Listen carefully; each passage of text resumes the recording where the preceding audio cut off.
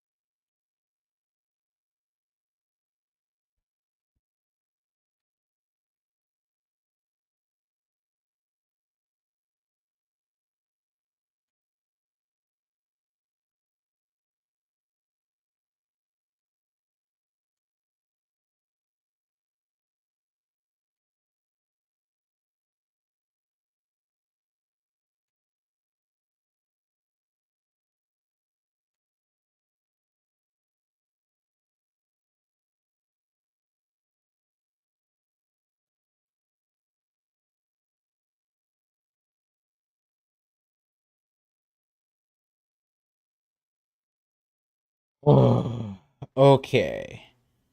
Finally, Jesus. We are here. Um, sort of. Let me just get this thing rocking. Uh, Properties. Which one is it? Okay, we are that one. Hello? Eh.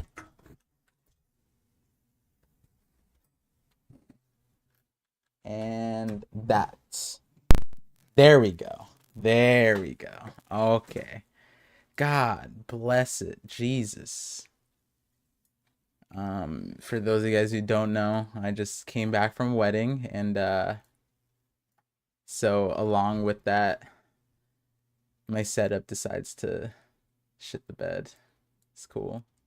It's wonderful, you know. Love to see it. We're back. We're here. And my setup. It was so I should have just you know what I should have done? I should have just streamed remotely like I did for the watch party, and everything would have been fine. Technically. I guess the only thing I would do is just swap out my mic. But I just need to get my setup set up and then just leave it, and then you know, but I had to I mean the main thing today was just the power went out over here. I think it fried this other computer. My computer's protected, but my other computer, the one that is for the permanent setup, it was not protected. So, yo, okay, we're back. 1090. Sorry for the delays. What's it called? What's it called? Hold on, give me a second. This thing is bugging out real quick. Jesus. Ooh, ooh, ooh, ooh, ooh, ooh. There you go, and then we do that. Should be good. Boom. Boom. And boom. There we go. Okay. Um and we shouldn't have like okay. All right. See that's what we work so hard to get. We got the no lag. The microphone is perfect. It's not in frame, but it's right here. And it's like beautiful. I love it. I'm happy. Are you guys happy? Um, if you guys came from elsewhere, oh, I don't even have the stream open right now. That's kind of crazy. Um,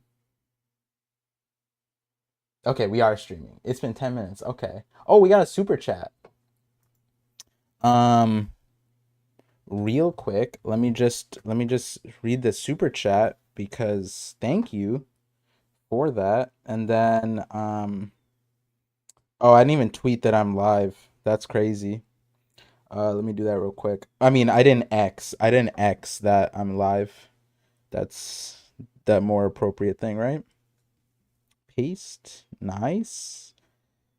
I didn't X. We're not Xing. Live for 1090.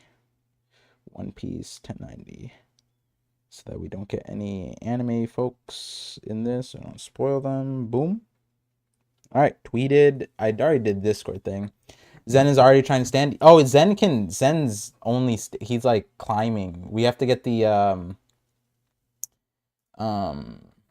we're gonna get like wood, like a wood jungle gym type of thing. Like the climbing, I forget what it's called. Like you could start at 6 months, but yeah, that's forgetting. Did the chapter drop? It dropped on OP scans. Technically it's officially dropping next Sunday. This week's a little weird. I thought I was gonna do last week, or thought I was gonna drop last week. I think a lot of people streamed it last week. It had to have been Thursday, otherwise I was busy, or Friday. But then this week is super busy because Sai's busy Friday, I'm busy Thursday, and so normally I would have had to stream.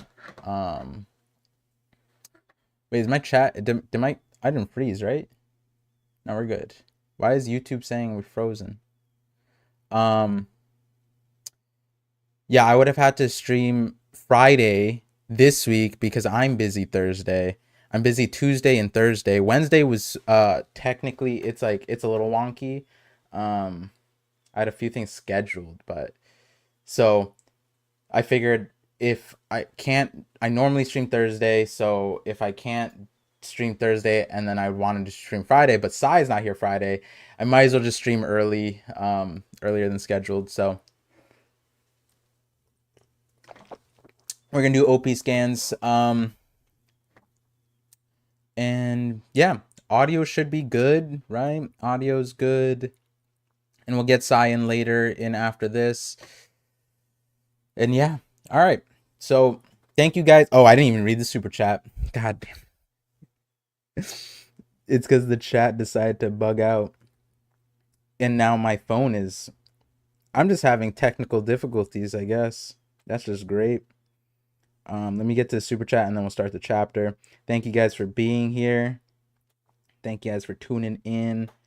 Thank you guys for the patience. Let me see if I missed anything from yesterday, because I did stream yesterday.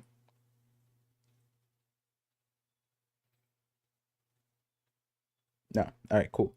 Lonely Mage, $20 super chat. Thank you. Says, let us prepare for the illumination, and I don't mean the studio.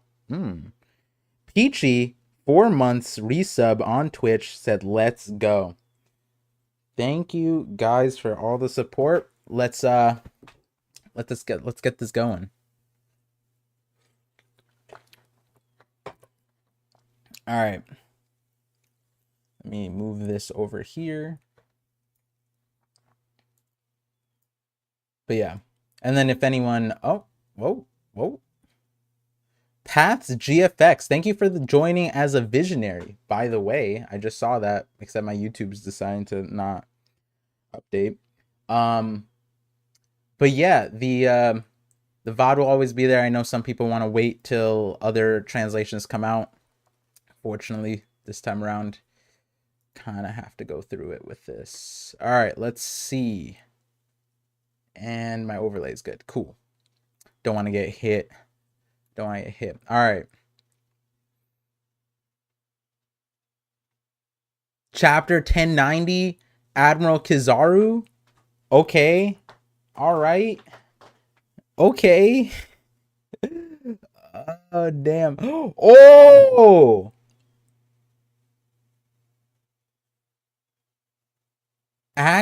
Act in... Wait, what? What is this saying? Act in Edo Polygon? Heritage? Kuro? Captain Kuro is reading a book peacefully with with the moon? Okay, if any of you guys know my agenda, starting off with the recent Zoro, oh my god. And people were like, oh, Kuro doesn't matter. Kuro's not gonna... Bro. Literally, what, like 2 weeks after my... How many... Oda's watching my TikToks. Hold on, let me see how many. Let's see. Sorry, hold on. So my Kuro, Captain Kuro, it's sitting at 45K on TikTok. Oh, 45. That's pretty good.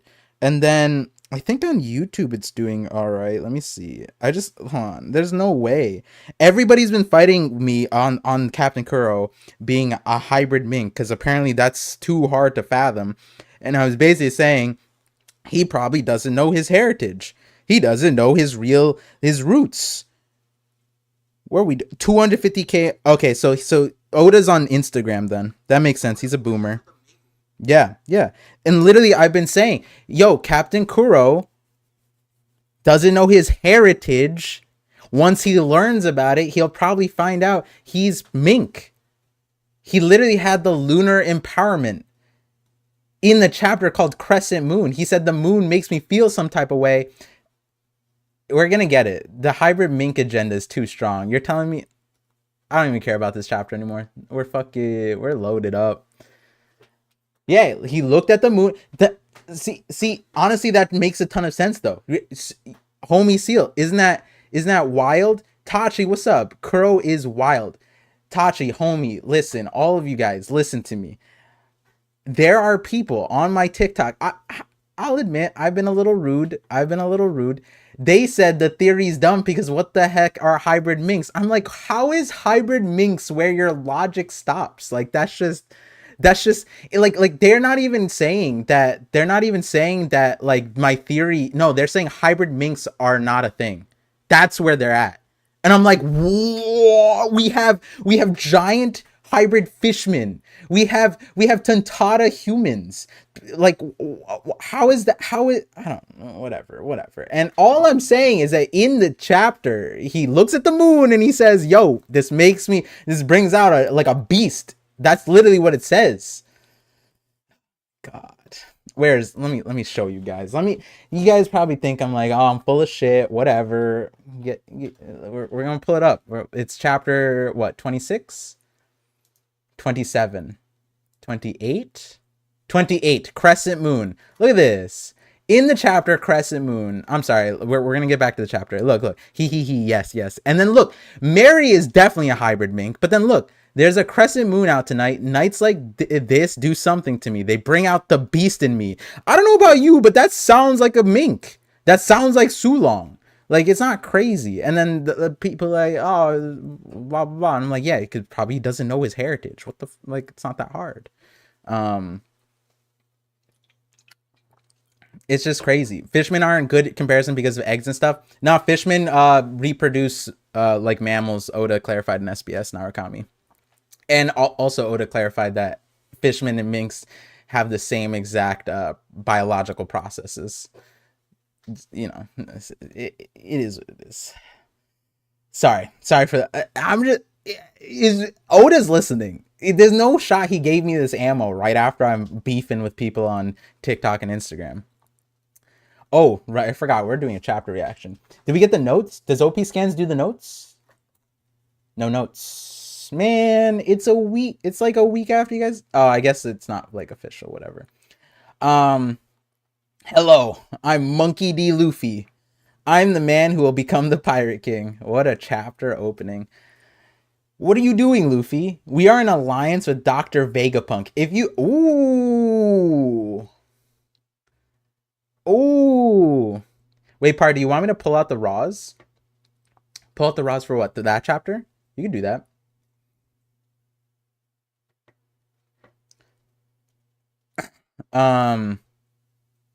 If you care about York's safety, then withdraw from your fleet from around the shore. Why would they care about York like that, though? Wow, save me. Those I've been cursing off stream. Those bastards, how low can they sink? I was like, damn, this is a family-friendly stream. We can't be throwing out the B word. And I was like, wait, no, I've been throwing out the bad language all stream. They really are as evil as the rumors say. What? What's this I'm hearing? What's happening over? Oh shit! What? Luffy-san? Vivi's like, no, my friend's a terrorist. Vivi's like, no way, not my Luffy. Luffy's actually oh no. What's crazy is I'd probably get demonetized for saying terrorist or bastard, so it's whatever. I have a whole short on it on YouTube. It's fine. You're Straw Hat Luffy, correct? Who is alive with you in the labo phase right now?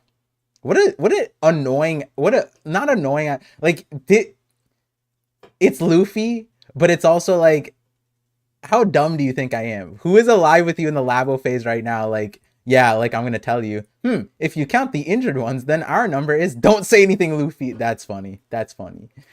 Fair enough. Beep, beep. A woman voice? Is that Nico? No shit. God, oh my God. A woman's voice?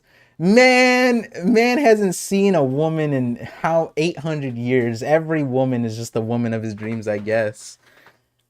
I get it. Who's this guy? He's Jupiter? No, that's not Jupiter. That's Mercury, right? Mercury needs to touch grass. A woman's voice? Is that Nico Robin? No, stupid.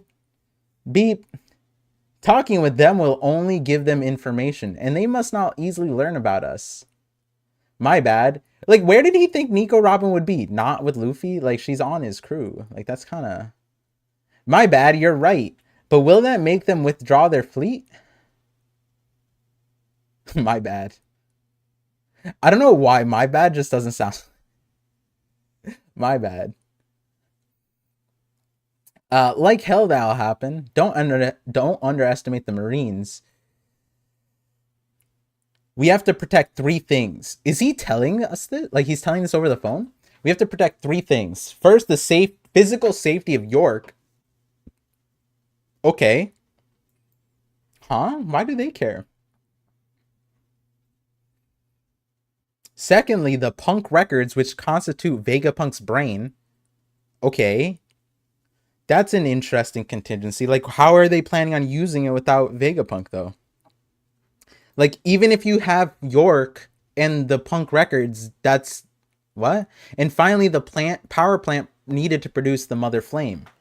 Okay. But, like, again, all of this seems disconnected. Like, York you can secure without Vegapunk. Punk records, why you would need Vegapunk, and then... The power plant, yeah, sure. I guess if you want to believe York can make it, it's interesting. I want to know more about this. Everything else can be lost except for those. What? But sir, Rob Lucci and his squad are still there, alongside with the other Cypher Pole agents. I'm just considering the worst possible scenario. It's important that we prioritize the most important factors to us. Understood, sir. Mr. Doberman, you little pushover. Humans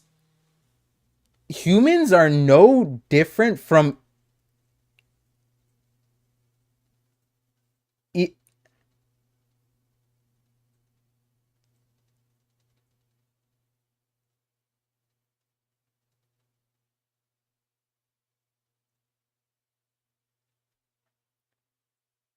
Okay, I'm gonna have to 3-Day, are you here? 3-Day, you're here. Wait, okay, hold on. I'll just say what... There's a video on my channel right now that's only accessible to super visionaries and ultimate visionaries. It's the video I'm working on. Okay, hold on. I have to let me read this whole thing, and then I'll while it's processing my head. Oh my god. Wait, that... Oh my god. I need to see the raws. I need to... in my Discord, give me the raw of this panel, please. What exactly what the kanji is. If you could type it out for me, I need this. Even if their numbers reduce, they will just multiply again. Yes, sir. Oh my god. You heard all that, right? Wait, 3-Day, you know what I'm talking about, right? With this thing? Okay, you heard all of that, right? I made a deal with the 5 Elder Stars. If you hurt me in any way, they will eradicate this island from existence, just like what they did to Ohara. Okay. I mean, technically, it's not eradicate from existence because, like, you know, Saul lived. You know, Dragon Vegapunk kind of landed there like a little bit after, had a whole like a barbecue. Barbecue's crazy, but technically they did have a barbecue a little bit, right? Like they were scorching. You know, I think they ate stuff there. Barbecue's wild. I'm sorry. What that hurts, you'll pay for that. The 5 Elder Stars will hear about this. Go ahead and complain more. We don't care. Hey, calm down. I can't even function after that line. Hey, calm down, Nami. She's unarmed. Are your wounds feeling better now, Robin? Yes, thanks to you. Don't think that'll make me happy, you bastard. Oh, that's Chopper. Even though I was facing 2 of the Seraphim, I'm still ashamed of myself. Was that Kaku? I know how you feel. Forget about it and get some rest. Look at Rob Lucci. Shaka, Pythagoras, Edison. Edison's still alive, Lilith. Stop bawling, Lilith. I'm trying to connect comms down below. Aw, Lilith is so sad. For the state of Vegapunk satellites, 4 are heavily injured and 2 are dead. As for the Straw Hat crew, what are you whispering over there, Lucci? It's nothing, just talking to myself. Okay. All right. Let me just, before we skip ahead, I think I know what I'm going to do. There is a video that is currently only accessible to like the top tier members. I was planning on releasing that after this video that I'm working on right now gets public so that the members can see this conversation. It's not a refined one, but it's basically part 2 of the Beatles theory. And I'm going to, after the stream, I'm gonna make it so that all members can see it. It's not something I necessarily want. I'd want to post it public, but it's like, it's not like high quality enough, you know, like it won't get views, and the views part isn't, it's just not going to look great on the channel. So, I'm going to make that so that all members can watch that now and see where my logic is going with this. Oh my God. And then I'm going to, okay, we're going to have to stream, and then I'm going to have a lot of work to do. Okay. All right. Sai, if you're here, we might have to change up the schedule a little bit. Everyone will love it. 3-day. Yeah, the full see that there's a lot I didn't say in that video that I've now uncovered, or not now uncovered, but now the video that's getting posted, I'm just putting that, I'm putting that straight up. I'm gonna have like a record scratch, and then at the very end of the video, record scratch, and 1090 help support it, because it's like I'm like 60-70% of the way done with the video. I just need to crank out the last little bit, and I'm just inserting that panel in. Oh my God, that's so insane. It's like word for word what I needed. That's so wild. Okay. Anyways. Hey, to everyone down below, is everything all right over there? Laboratory, underground, basement. Okay. Straw Hat crew, don't call them out. They're still our enemies. Thank you for the food. We still owe you our lives. Oh, these Cypher Pole agents. They're going to turn. We're now saved thanks to you. Get us out of here. No, we can't do that. Then at least move us somewhere else, because having these creatures close to us is giving us the creeps. What creatures? Oh, the Seraphims? Oh, they're in bubbles. That's so cute. That's kind of adorable. Look at, they're just like, nah, that's an adorable jail cell. Also, but like bubbles don't and it's not the right word, but osmosis doesn't really work, right? Like you can't, there's no air going in, right? So they're just suffocating inside. Is that how bubbles don't work like that, right? Aren't the Seraphim your allies? Well, yes, but what if they got out of control again? Can you assure their safety, Vegapunk? Of course, because those bubbles are made from the same bubble shield used by the Pacifistas Mark III. Okay, those bubbles are even bomb blast resistant. It's made with the same properties of sea prism stone. Interesting. How dare they lock us in here? Oh, words. Is this? Yo, I need to hear Kid Mihawk. I need to hear Kid Mihawk. That's a fun I don't know, I feel like he's scary, you know what I mean? Like, how dare they lock us in here? And then he gets out. Man, real Mihawk wouldn't get stuck in a bubble though, let's be honest. Which makes them ineffective weapons against which makes them effective weapons against Devil Fruit users. That's foreshadow. Ah, that's amazing. We thought those were just regular soap bubbles. You don't have to worry about us since we didn't receive any orders to eliminate you. You're of no concern to us. There, she's talking to Cypher Pole. Oh, okay.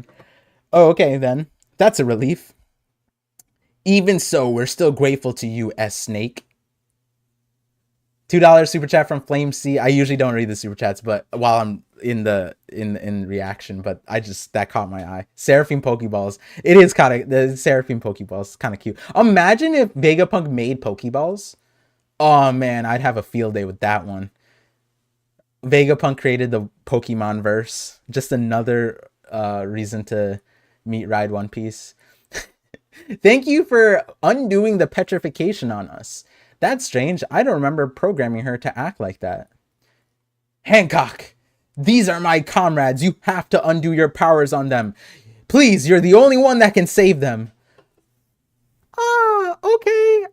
This is my audition. I'm voice actor. I will undo. Oh no, I scuffed it. I shouldn't have said that. I will undo it. So please stop staring at my eyes directly. Oh no. Oh no. I need to see what happens when this I mean, she already met Boa, but like them both in a room with Luffy. Do they fight? I feel like they fight. I feel like S Snake and Boa fight for sure.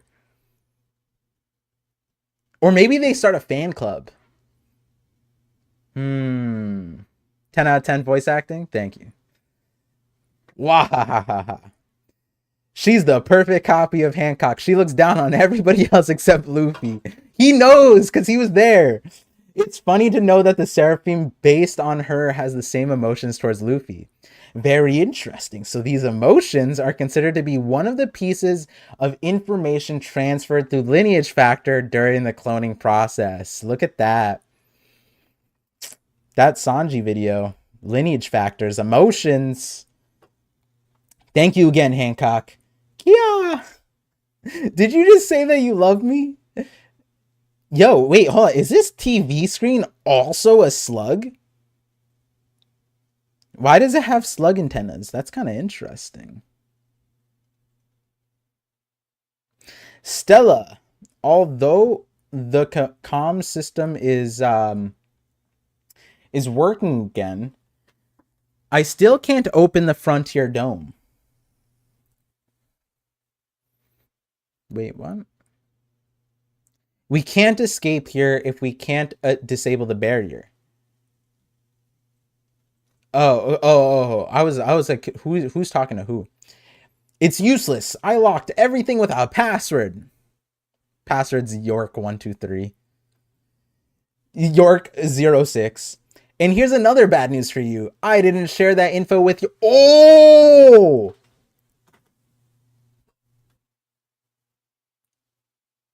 Oh, we're gonna learn. And here's another bad news for you. I didn't share that info with your brains, and I don't plan on telling it either. You're starting to get on my nerves. Ha ha ha. That password and the world government are the two armors that protect me. I'm starting to get hungry. Grr, why you? So they can't force connector? We're surrounded from every side, Stella. The fleet comprises 100 ships and nearly 30,000 Marines on board. Look at this agenda, though. Okay, let me hit you with that. I know Sai's listening. Notice how Stussy did not mention the 9 vice admirals. I said it. The scary part is the 100 ships and the 30,000 Marines. Stella, the intelligence officer of the world government's like, the 9 vice admirals don't mean anything. Yes, we have a dire situation on our hands. Here you go, Stussy. Do you want a cup of coffee? This is an inch. I don't know why. This is just like an interesting like side by side. Like Vegapunk is so derpy looking, and then he's also derpy looking. It's just kind of funny. Imagine if you gave that tongue to Sanji. You said your name was Nami? You're the navigator of the crew, correct? Hi. Yes. Like, damn. The log post is not pointing to a new destination yet, but I think we can still follow the other directions recorded in Wano. One of them is pointing northeast from here. Ah, yes, that's where Elbaf is. My dude. Elbaf? We're finally going there? No, stop it. With this reaction, Usopp's not touching Elbaf either. We've been dreaming of going there ever since the Island of the Giants. What do you mean, Island of the Giants? Oh, ever since the Island of the Giants? Oh, man. I don't know why I feel like these two are not going to Elbaf now. Elbaf, Baf, Elbaf, Baf. Where did they learn this song? It's surely to be big and the people there too. Would you quit staring at me? Who's staring? Lucci? Lucci? Have some manners. Even Sanji didn't get that kind of a response. Lucci, you dog. Or cat, whichever one. Lucky for us, your ship is already on the Labo phase strata. But since the island is surrounded completely by a marine blockade... Oh, so this chapter is just mainly just transitional. Like, we're just, like, in between things. It's possible for us to escape from the coast. Okay. Yeah, but the Thousand Sunny can fly. You can... In the night that you had with them, you didn't fit... I thought... Man... I thought we would, like, he would put the, you know, last time we were on a Sky Island, they put chicken wings and then like a chicken hat on the Mary, and it was just like, now we're an airplane. You're telling me in the night that Vegapunk had, he didn't have all of his machine workers slaving away at making the Thousand Sunny air competent, like air whatever viable in the air to just fly out? They just turned down the barrier and this woo. Vegapunk, come on, man. This is the issue with smart characters and Batman-like characters. If it were me, though, come on, we can make this shit fly. It's impossible for us to escape from the coast. Yes, unless you fly, which you can do. We have to go northeast to the other side of the island. Fortunately, the Vega Force 1 is already stationed next to your ship. I hope it will carry us all through the marine blockade, but it can only fly within the airfield of Egghead. It will fall down as soon as it leaves the airfield range of the island. No problem at all. The Sunny can take over just before it completely leaves the airfield range. No one would be able to chase us after we fly 1 kilometer away. Yeah, like, I get this, right? Like, they already said that the Vega Force, whatever. But you're telling me you couldn't fit, like, rocket boosters on it during the night? Like... Also, I don't know about you or me or anybody in this scenario. I feel like this thing is way better as like a meat shield. Like this thing is massive. It just runs down and just starts bodying all these ships. You know, what are you going to do? This thing is the size of an island. Imagine if like a Gundam, like you've never seen a Gundam before and it just falls from the sky. 1, it's like a eye candy, but then 2, it's bodying your ass. Like, it's fine. It's fine. My word, that ship can fly a straight full kilometer? Very well. Well, let's go with that plan. It's powered by cola. Cola? I need them to... Okay, see, this is what would make this feel right to me. Can't the robot just throw the ship and the Sunny has wings? Yeah, like, I don't know. It's fine. This is what I need. I need... I'm joking, but I need this to happen, right? I need One Piece to get sponsored by Pepsi or Coca-Cola. Just like Frankie's like, it's powered by cola, and then right in front of the screen is like the most prominent like cola brand in Japan or worldwide, and then it's just free money. It's powered by cola. You know how much One Piece would make, and then we could fund the anime with that, or the whatever. Just toss that money to the side, fund it. Oh man, this is great advertisement.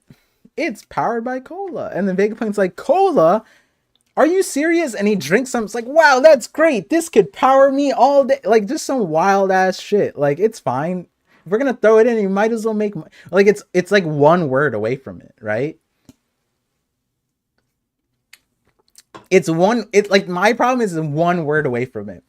It's so close to just free money. Millions and millions of dollars is lost, if not billions. Oda needs to hire me for his because okay, so real quick, you guys are like, oh my god, part all about the ads, all about whatever. No, see, my agenda is to save Chopper.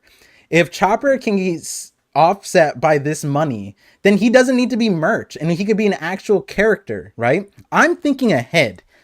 Everyone thinks like, oh, Par just wants money for whatever reason. No. I'm trying to better the series. We can liberate Chopper from his corporate shackles. It's crazy, you know. I'm all about freedom. That's a very well thought out. Thank you. Oh my god. Look at that. She heard my plan. That's a very well thought out plan. And then she goes back into the series. She stops breaking the fourth wall. And she says, but we need to disable the frontier dome first before we can escape. Fair enough. That's fine. You'll never get the password from me. Just tickle. That's it. I swear to God. I swear that's going to be the solution. In that case, we will just have to hack it. No, Oda's memeing on that.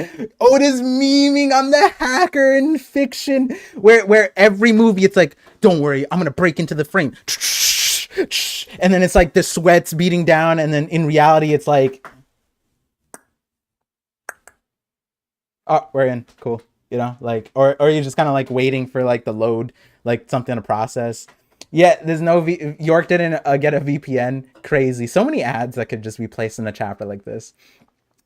But yeah, and then you just have the three of them going to town on this keyboard. That's crazy. Do not underestimate the great Vegapunk. Look at that. Lilith, I leave the command of Vega Force 1 to you. Let's move this ship to the other side of Labo phase. We need to hurry. The barrier might open any time now. You're right. Though disabling it will allow us to escape, but that would mean we will be vulnerable to enemy fire, and that's a perfect time for Usopp to take action from raining hell from above. Imagine him sniping down ships from the safety of up there. You know, to tell you the truth, I've never left this island. I've never. Hey, we're not going for a picnic, you know. I'll definitely miss the food here. Same here. Oh, Bonnie. Why do I feel like Bonnie was Bonnie always here? Hello? Wait, what? We've been talking to Bonnie? Whatever, I'll figure it out later. Where are we at? Same here. We won't get to eat any more of it tomorrow. So let's bring some more pizzas. We have cheese on the ship, so don't worry. Sanji can make some for us. I see. What a great man. Okay. Skilled at cooking and at the same time strong in battle. Yo, Bonnie just got rizzed up by a Tinder profile. Like, what? She just, like, she swiped right on Sanji just then. Okay. All right. Putting in Bonnie harem is kind of wild, though. Why did you get in a good... Oh, Luffy with his observational hockey, sweating beads of sweat. He's like, no, I've lost a potential princess to Sanji. This isn't how the story is supposed to go. I'm supposed to get all the princesses. And by the way, Bonnie's technically a princess of Sorbet Kingdom, but, you know. Why did you get... Oh, my God. Luffy. Crazy. Luffy, what are you sensing right now? I'll admit it. I feel better now that I gave up on killing Vegapunk. Yeah, that's generally a good... That's a solid ass, you know, character development thing. I see someone saying carrying Devon is Bonnie. Interesting. That's interesting. The only thing that kind of if it was that, then this kind of detracts that for me. Now that I gave up on killing Vegapunk, because if Counter Devon is swapped with Bonnie, let's say Bonnie's passed out at the thing, this information right here, I don't know if Devon would have known that if she. I guess maybe this is an interesting line for that idea. I like that though. Devon swapping out, because this is an like she's just interesting. Good. We won't be annoyed by your crying anymore like last night. I wasn't crying. Okay. Oh, well, also, if she was crying, that's another thing. Because if they saw her crying from the Kuma thing, that also detracts it from me for it to be Devon. But I'm going to hold that thought, though. Rob Lucci has made contact. We now know what's happening inside. Relay this info to everyone at once. Rob Lucci? Pulled a fast one? Okay. You heard that, Borsellino? Straw Hat was talking arrogantly to deceive us, in believing that he has control over the whole situation. But it doesn't change the fact that they're still cornered like rats. Okay. The Frontier Dome is a defense system that uses lasers, am I right?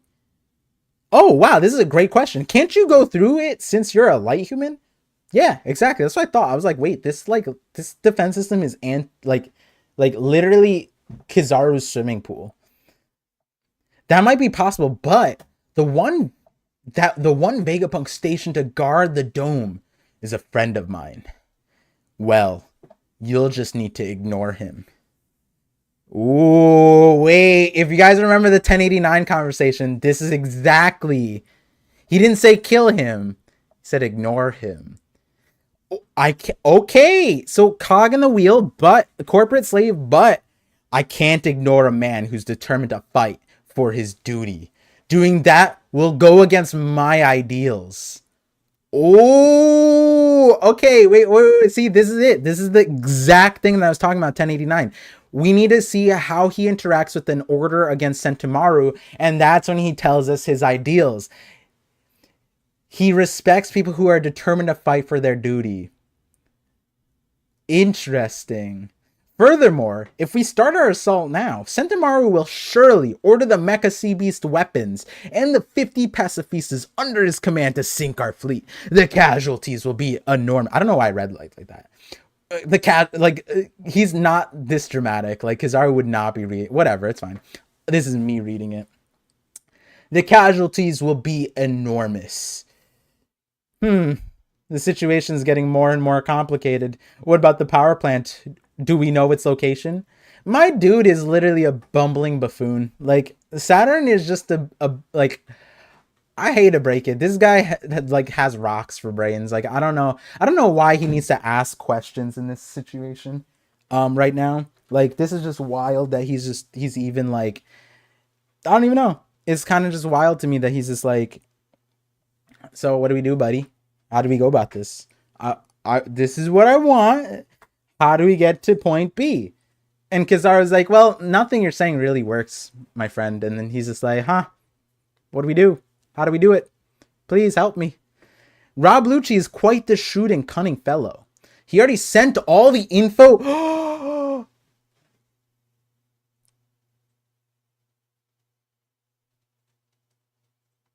Is this... Oh, this is it. This is cool. This is cool.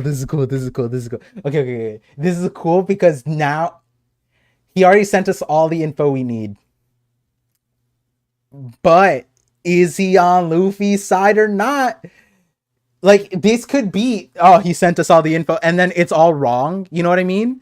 And then Lucci's in, he's on our side. These papers right now are really important. I need to read these papers. Okay, maybe in the next page we'll find out like some kind of discrepancy. Why am I getting called from Arizona right now? Battle stations. Why? Hello? Why didn't we just get all of them saying it in unison and just one giant bubble? Tell the Roku Shiki user. Yo, why did I'm sorry. Why are they saying the Rokushiki thing as if that's the important? Like, tell the hockey users. Tell the Rokushiki users to be on standby. Our assault will begin soon. Yes, sir. Free all CP0 agents from those pirates. Yes, ma'am. Tonal bombardment units. What?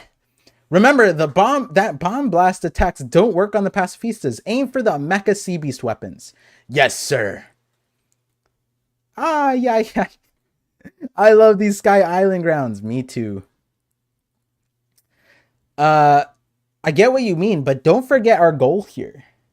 We've arrived on this at the Sunny. Okay. Okay. Okay. Sacred Yatamir, Yata no Kagami. Pew. I like pew. That's not how it sounds in the anime, but just pew. Pew pew pew. They should have called him the pew pew fruit. What is happening here? Huh? Wait, what is this? What am I supposed to interpret from these two? Let's go at it then. Oh, he's bouncing through past. Oh, okay, got it. Ojiki literally means uncle, but it's a Japanese word that mostly used to refer to Yakuza's family's father and boss. Ojiki. I probably scuffed that. All pacifista units, beep. Obliterate all enemies. Prepare yourself, Sentamaru. My defense is the toughest in... What?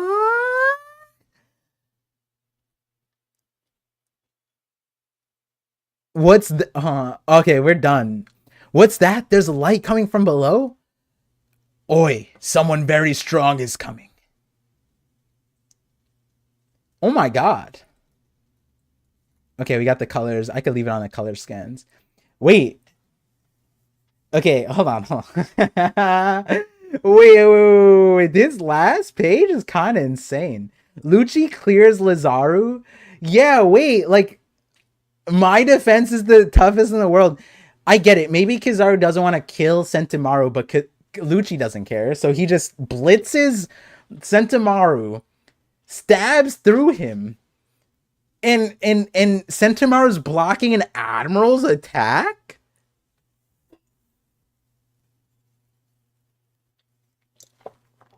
That's kind of sick. I mean, this is how I receive this, though. I feel like this applies to, like, all anime, like, all shonen. Someone can be, like in the general verse, right? In the general verse, like, respective to whatever series, the character can be here, and then the upper echelon is here, right? But if this character is friends with strong people, when those strong people are together, sometimes these characters just end up this doesn't relate to how Sentimaru should be viewed. I feel like, I don't know. I just feel like it's kind of, I guess it's like Nami can just like punch Luffy and give him welts, and it's like, it's a joke, whatever. I'm not saying that's the same thing here. I'm just saying, like, maybe it's because Sentimaru just knows Kizaru, right? He doesn't know Lucci, but he knows Kizaru. He's familiar with him, right? But that's kind of wild. My defense is the toughest in the world. And then he's blocked. Like, the only other time we've seen this is Rayleigh. I mean, Rayleigh was trying a lot less. But then, yo, hey, someone very strong is coming. And the thing is, like, if this line wasn't here, if this line right here wasn't there, then you could think that, like, oh, maybe he's talking about Saturn. But he's like, there's light coming from below. Oi, someone very strong is coming. So, like, that kind of implies that they're just talking about Kizaru right now. Like, or Luffy. And that's crazy because, yo, do you guys remember his reaction to Aramaki? This is the difference between admirals. Like, OG Admiral versus, like, I feel like Luffy respected Fujitora a lot more than Aramaki, given there are different times. But this reaction after Gear 5 Luffy, maybe, you know what? This might be coupled with the fact that like Luffy has PTSD because this is the man who wiped his crew. Technically, Luffy was never this spooked by Kaido. Yeah, I'm kind of on the fence. I feel like maybe it's like a in between of like they have rapport with Kizaru. Kizaru's the one who technically obliterated the Straw Hat crew in the series. Blah blah blah. Like this is the man that caused Luffy so much trauma, and like he's alerting his entire crew in this moment. And then it's also mixed with Kizaru also being considerably strong.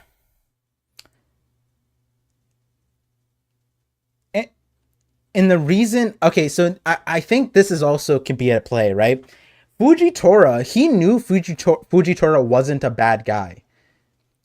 So he reacted to him with caution, but also with like, hey, old man, you're a good dude. I can feel that, right? So I don't know if he'd sense it like this, right? With Fujitora. With Kuzan, he might react similar to this, but he also might not because like the rapport was different, I guess, right? Like there's some kind of respect, maybe. I have to like I don't think they interacted at Marineford too much, so the only thing would be Long Ring Longland. But I think this reaction does it's probably like a whole package. Like, yo, this man wiped my crew. He's admiral. He's like also scary. Like he's also not a good person. Well, like not a good person in the sense of like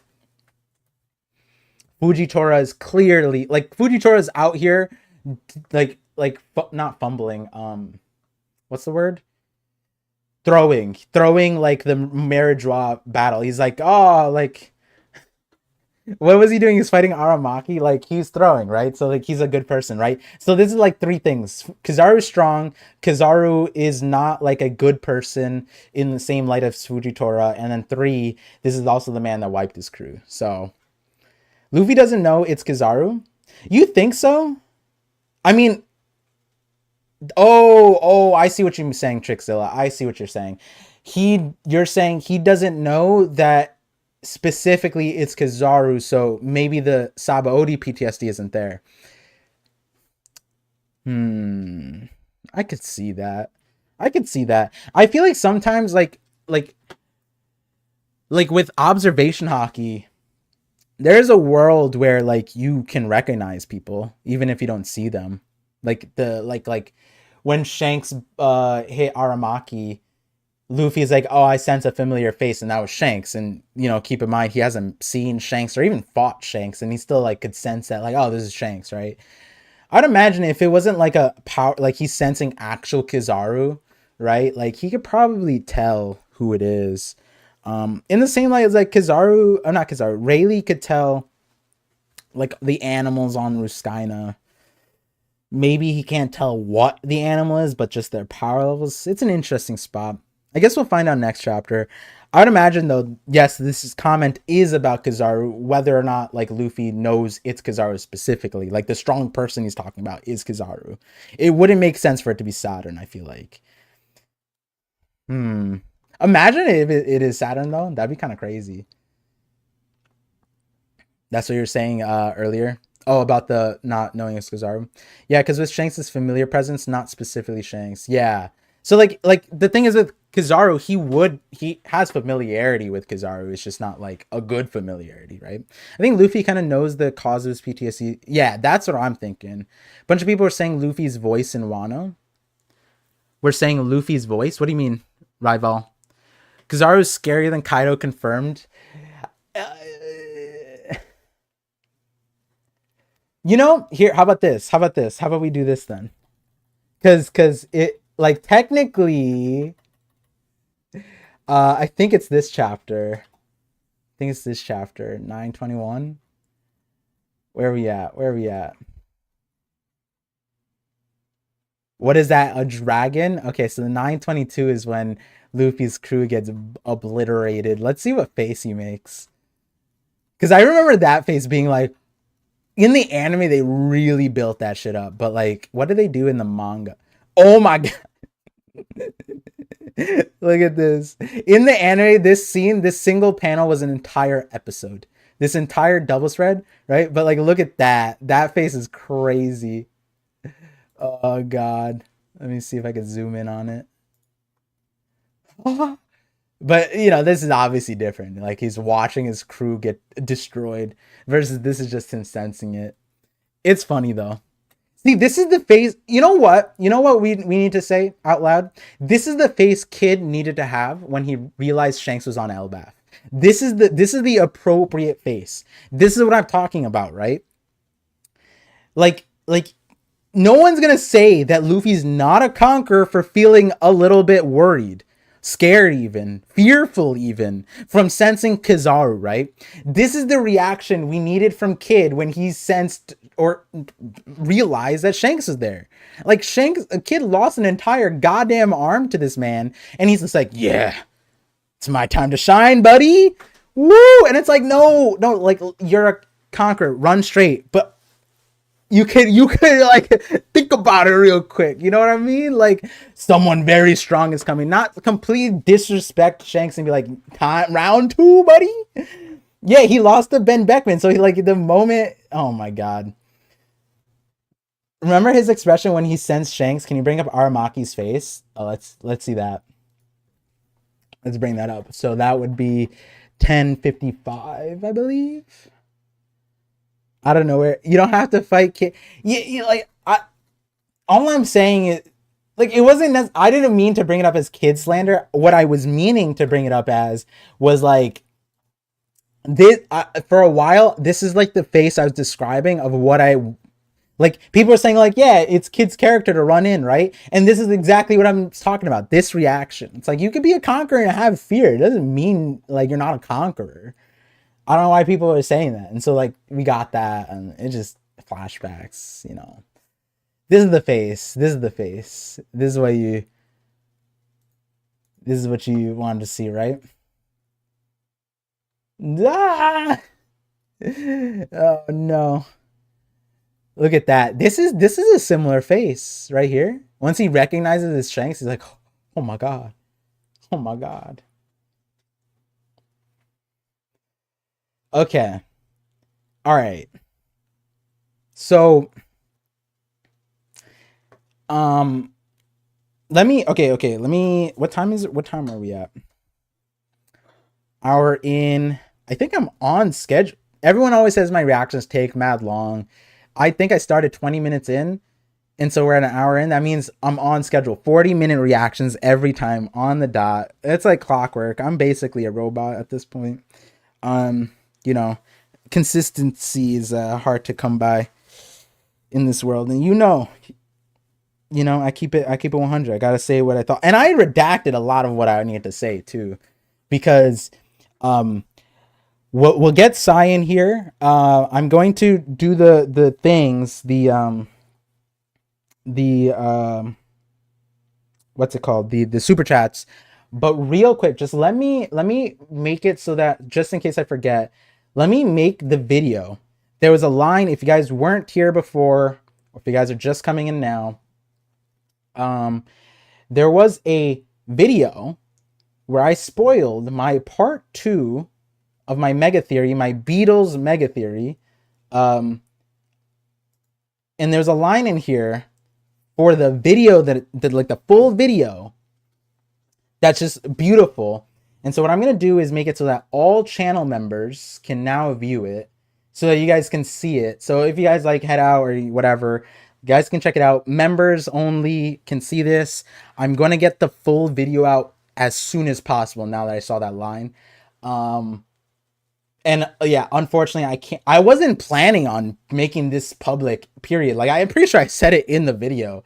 I didn't want to, and it was just like an off the cup thing with Zonin, because I didn't even tell Sai this theory. I told Zonin the theory because like this was before the break month, and I told Sai, Sai was saying like, oh, he had theories about the thing, and I didn't want to like conflate our theories, so I told Zonin, because Zonin, you know, doesn't really care, and so here it is. It's all members can now see it.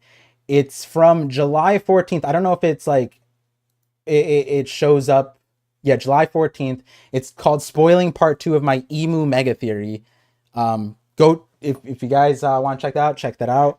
That is just crazy. That line is giving me whiplash. Like, I honestly need to like go finish this video right now. And that panel, I am going to look at the raws to confirm that. And if you're a member and know Japanese, at me in my Discord too, because I might need the expertise just a little bit. I already have most of it done. I would just need the fun stuff. So let me get Sai into the call. Let me message Sai, and then I'll get to super chats. So thank you guys again for being here.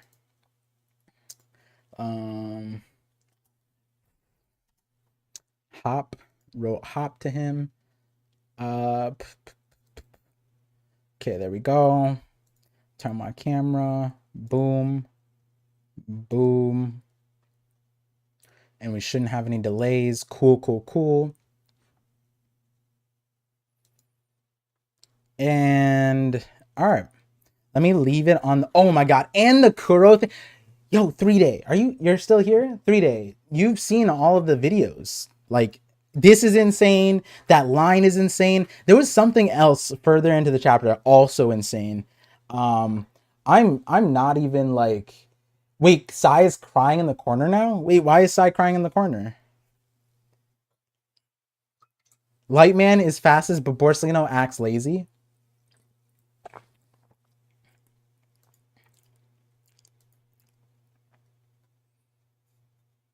I'm translating the Sulong panels right now so I can help. Thank you, Homie Seal.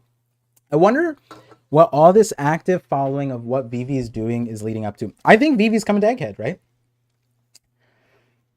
Oh, you wouldn't share the mega theory with him? Yeah, I told Sai the first part, and I told him one thing from this video. I told him one thing.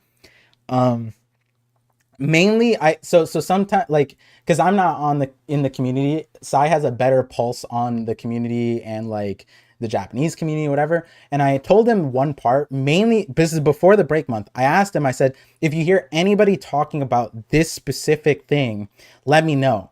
I was doing that because if someone had made a theory or people talked about it, I would have I was either schedule a collab stream after the video, because then like that's awesome that this person was talking about it. But then two, I'm sure they would have had a different like pathway towards the idea, and I would, shout out their video or their thing, because this video is now 2 months, 3 months delayed because of just life schedule, whatever. And is whenever you find someone who has the same idea and just wildly different take or the same thing exactly, it's like I want to connect with that, boost it up, shout it out. That's the dopest. I think Morgans and Vivi meet up with them at Elbaf. Possible. I think Randy talks about that, right? Bro, I knew it. Stream's been going 67 minutes and haven't gone past the cover page. Yup, Rumham, we haven't gone past the cover page. Absolutely. We are still trucking through. Morgans might be MVP and get the Sunny out. That would be kind of sick. Chopper needs that food machine? Yeah, he does. Do you think Straw Hat's crew will escape Elbaf? I don't know. I'm confused right now. Where's this chapter at? It's at OP Scans right now. TCB will release it Wednesday. Unfortunately, my schedule just doesn't work out to wait that long. So, Sai message. What did he say? 1 sec. All right, cool. Let me get to a super chat then. In the meantime,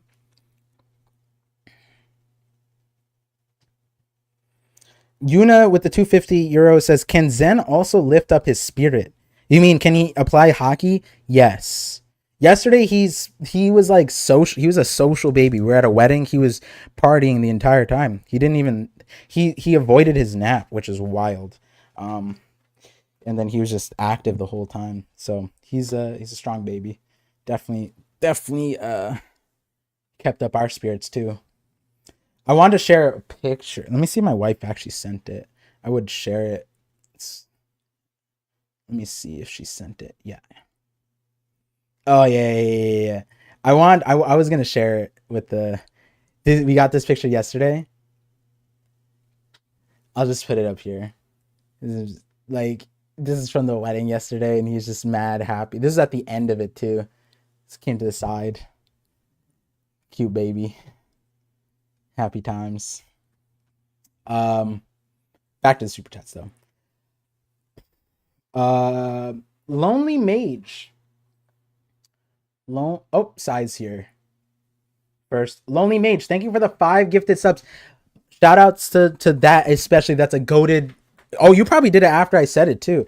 Now all these members have access to that video of the mega theory, and it's just like the skeleton of it because it was conversational. But again, members, make sure you don't miss out on that.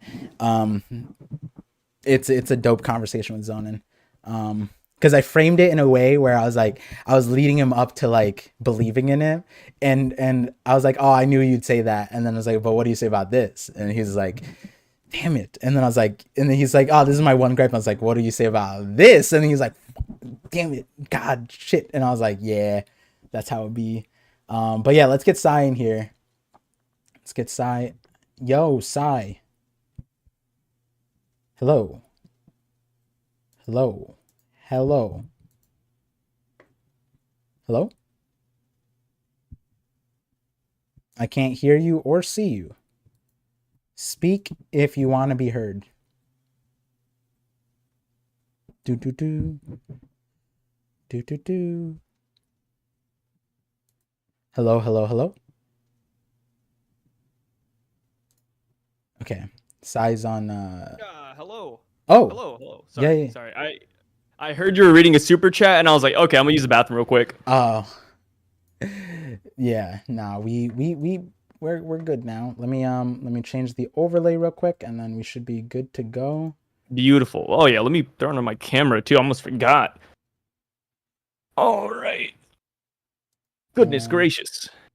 Let me just got this overlay. Yeah, I had so many technical. You were there. You were stoking the flames like you usually do with how you're like, damn, Par's stoking the flames. Yeah, you're like Par's delaying the stream. Typical Par. I'm like, come on, Sai, come on. You know I came back from a wedding. Hello. To be fair, I usually am here at the beginning of all your streams, and I don't think there's a single stream that I've been to where it starts when it's supposed to.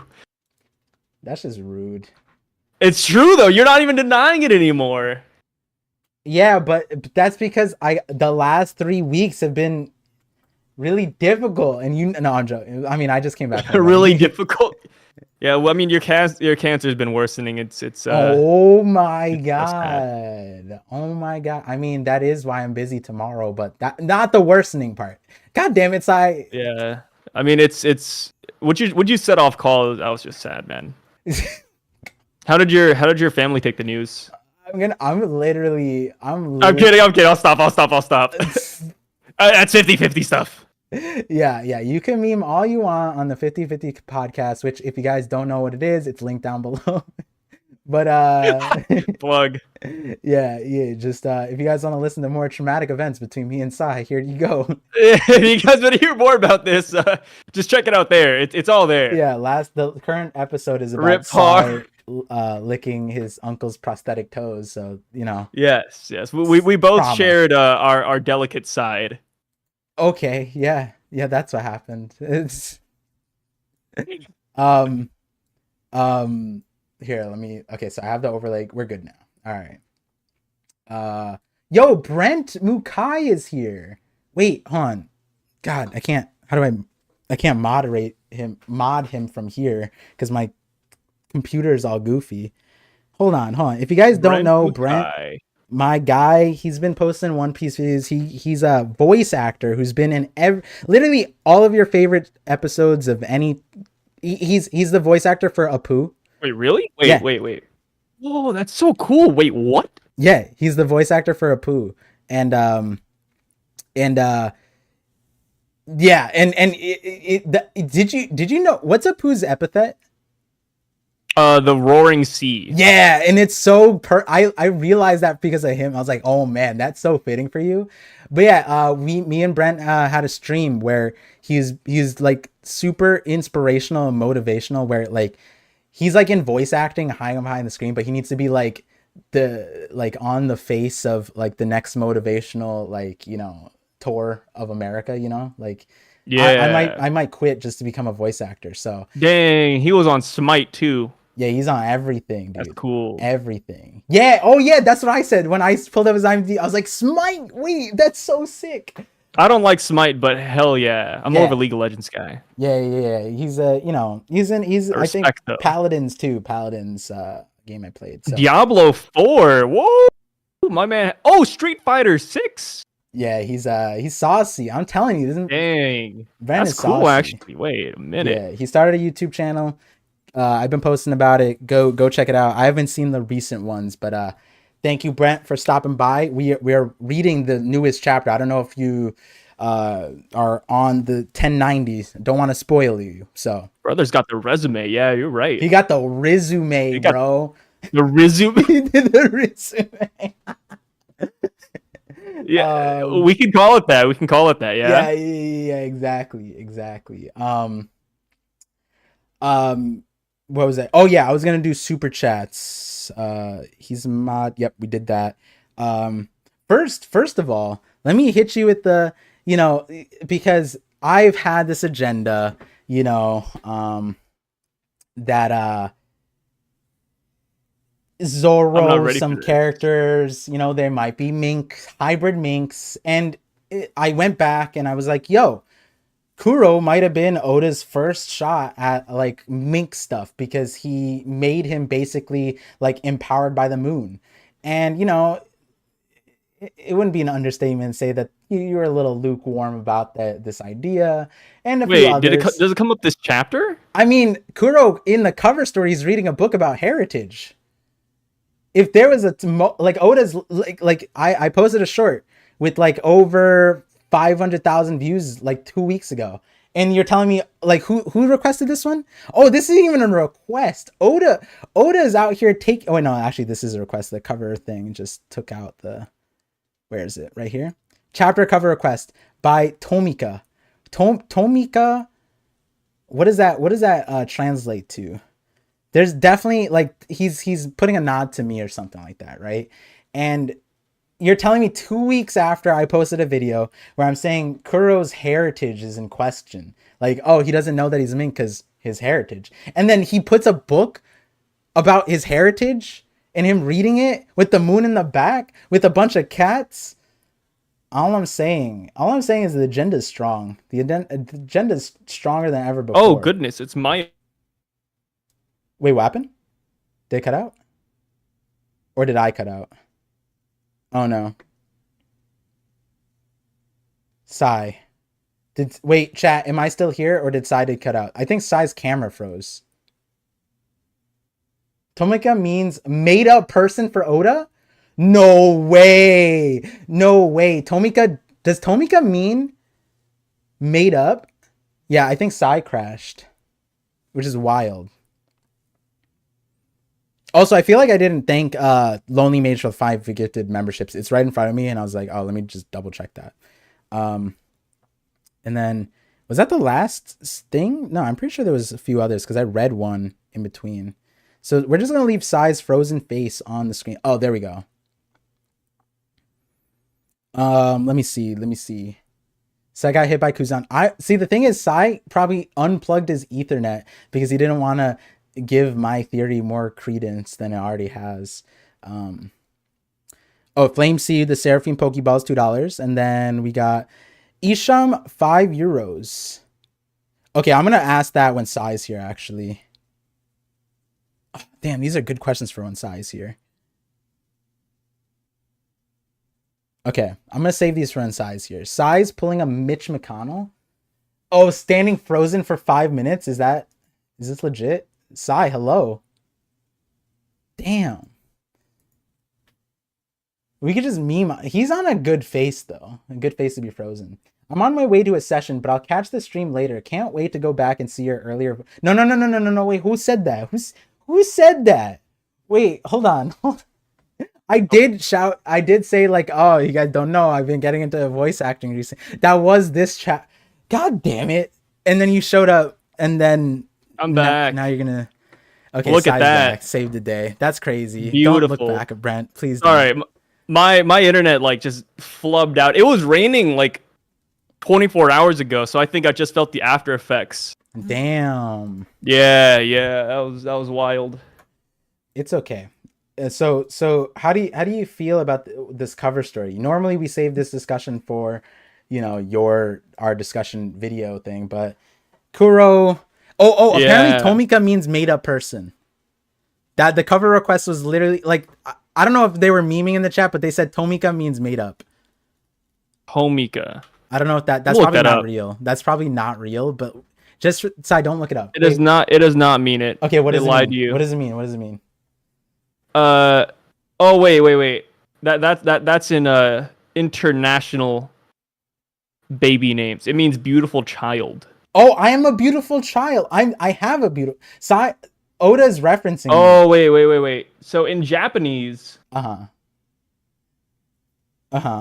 it doesn't really mean like non-existent. That's a meme. Okay, that's a meme. But beautiful child. It's just like it's like the basic baby, ish. It's like, oh, it means wealthy, rich. Oh damn! Abundant. Wait, no. Now you're just throwing out words. Now I can't say. No, that's all baby names are. Like you look up any name, it's like, oh, this guy, Joseph. Well, let me tell you, Joseph is handsome.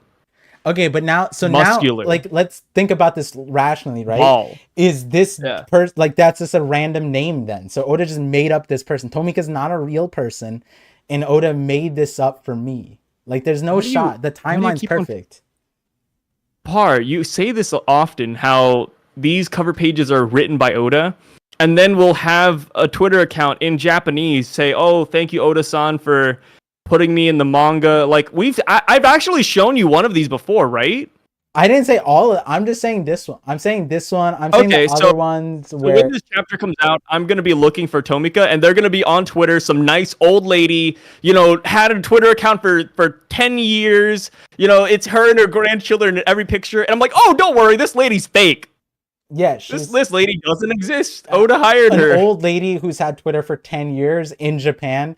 That just sounds made up, Sai. That sounds made up. These are real people. They actually respond and comment. Did you guys hear that? About Oda featuring them. Sai's hypothetical person was they're literally real people. Old lady who's had Twitter for 10 years in Japan. Crazy. You bad man. Crazy. She's been active too. You're gonna say she's been active too.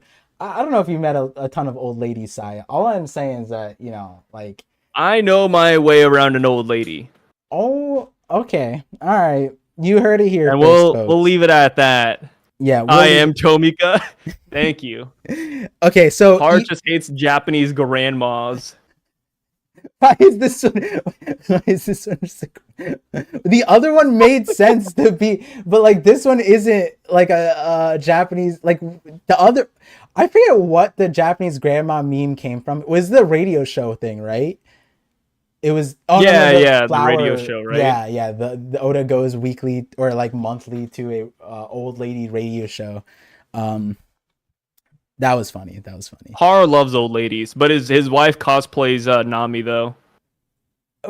What? Oh, you didn't hear that?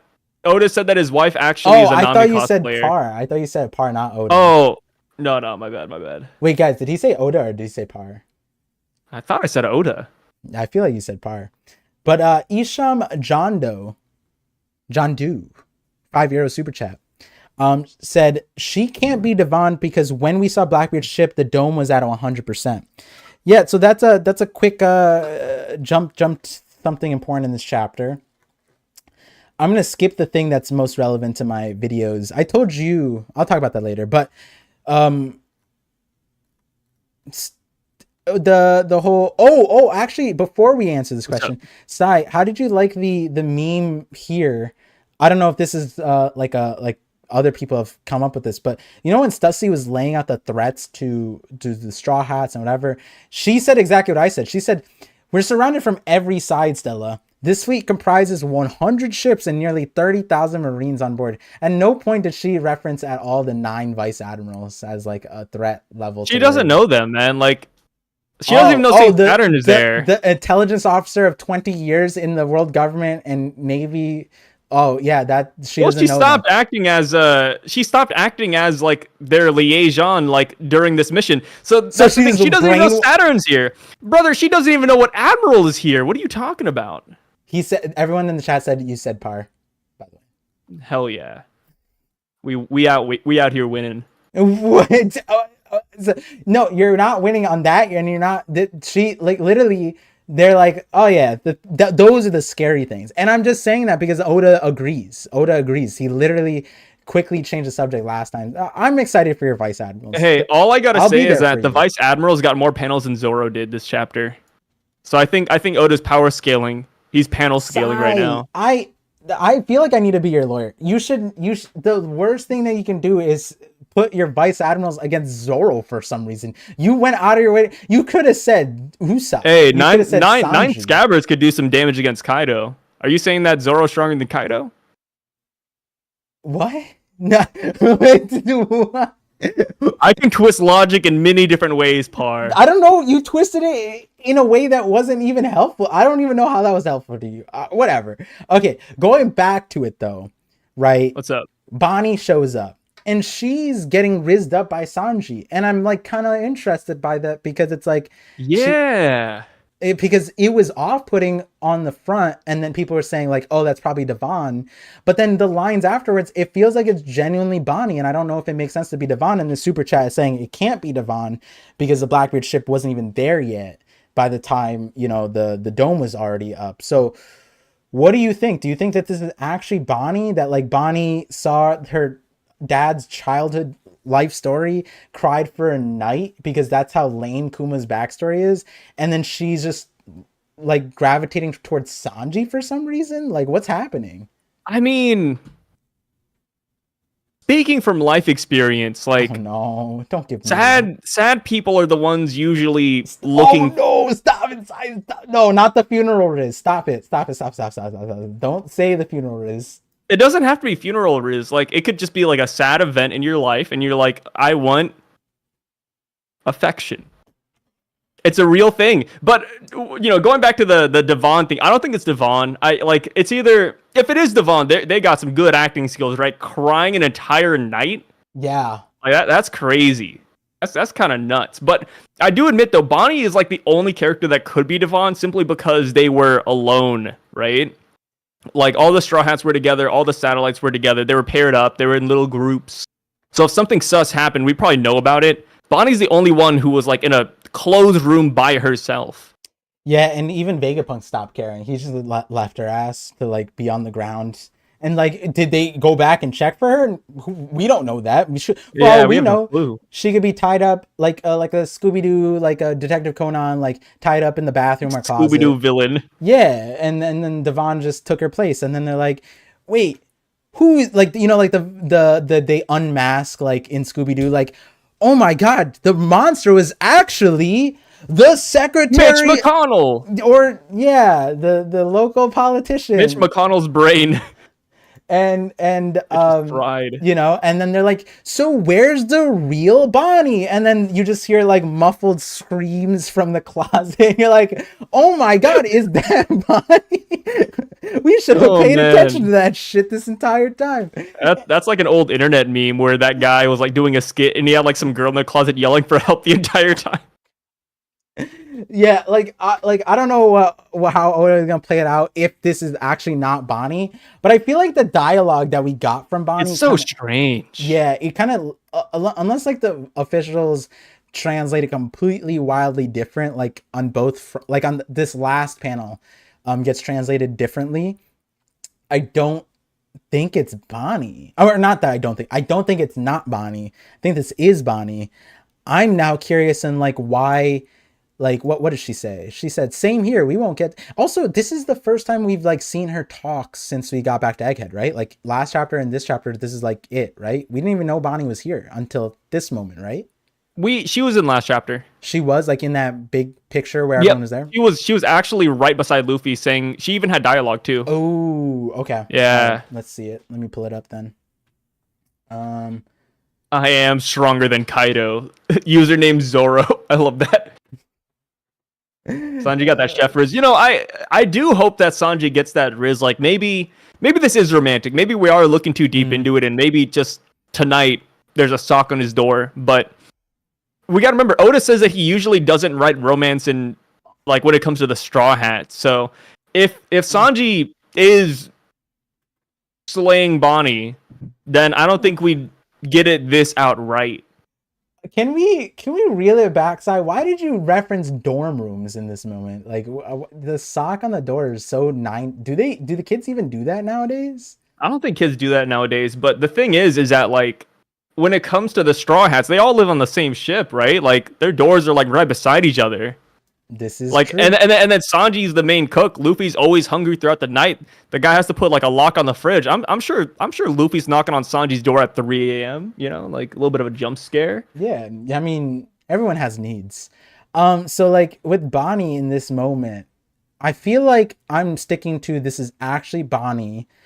But now this changes a lot for me because I thought that she would be directed by like whatever Kuma's memory was, right? Like something would but for she's just like in the last chapter she was like it's like a damn hostage situation, and then in this chapter she's like we won't be able to get any more of it tomorrow, so let's bring some more pizzas, right? Like this doesn't seem like a girl who just saw a traumatic backstory and needs to like act on it. This just seems like a meh, that was sad.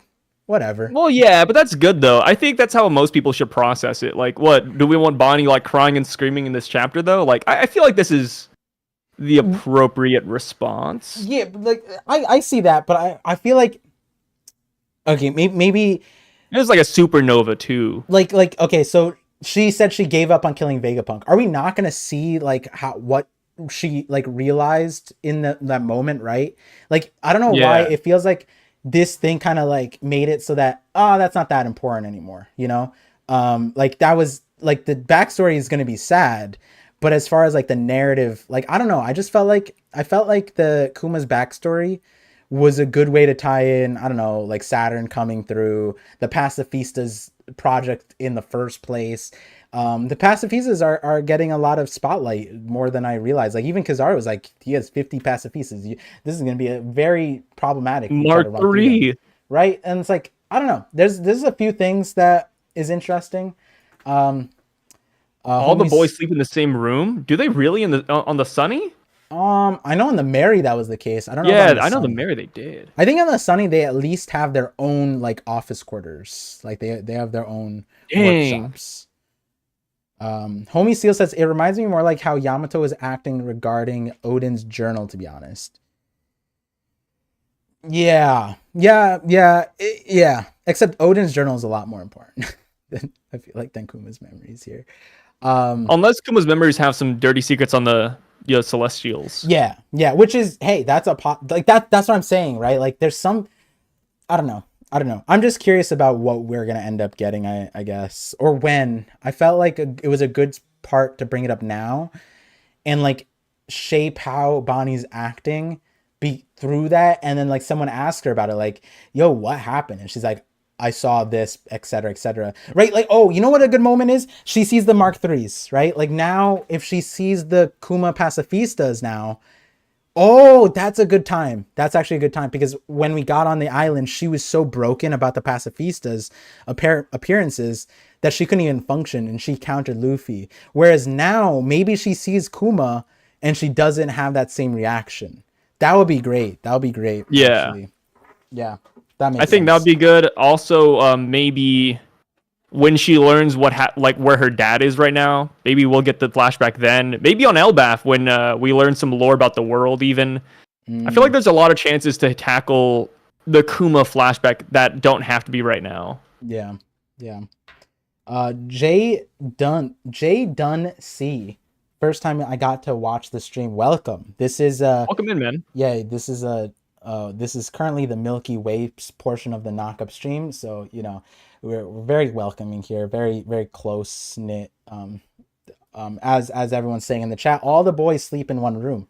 Yeah, I pulled it up. There's no They got the context. quarters. We're not talking about the Sunny. We're not talking about the Straw Hats. No, all the boys sleep in one room and all the girls sleep in another room. That's how it works here. No, that's not how it works here. But yeah, that's why Momo had to sleep with the girls. I'm pretty sure because they didn't want the boys to sleep with Momo because they'd bully him or some shit like that. I don't know.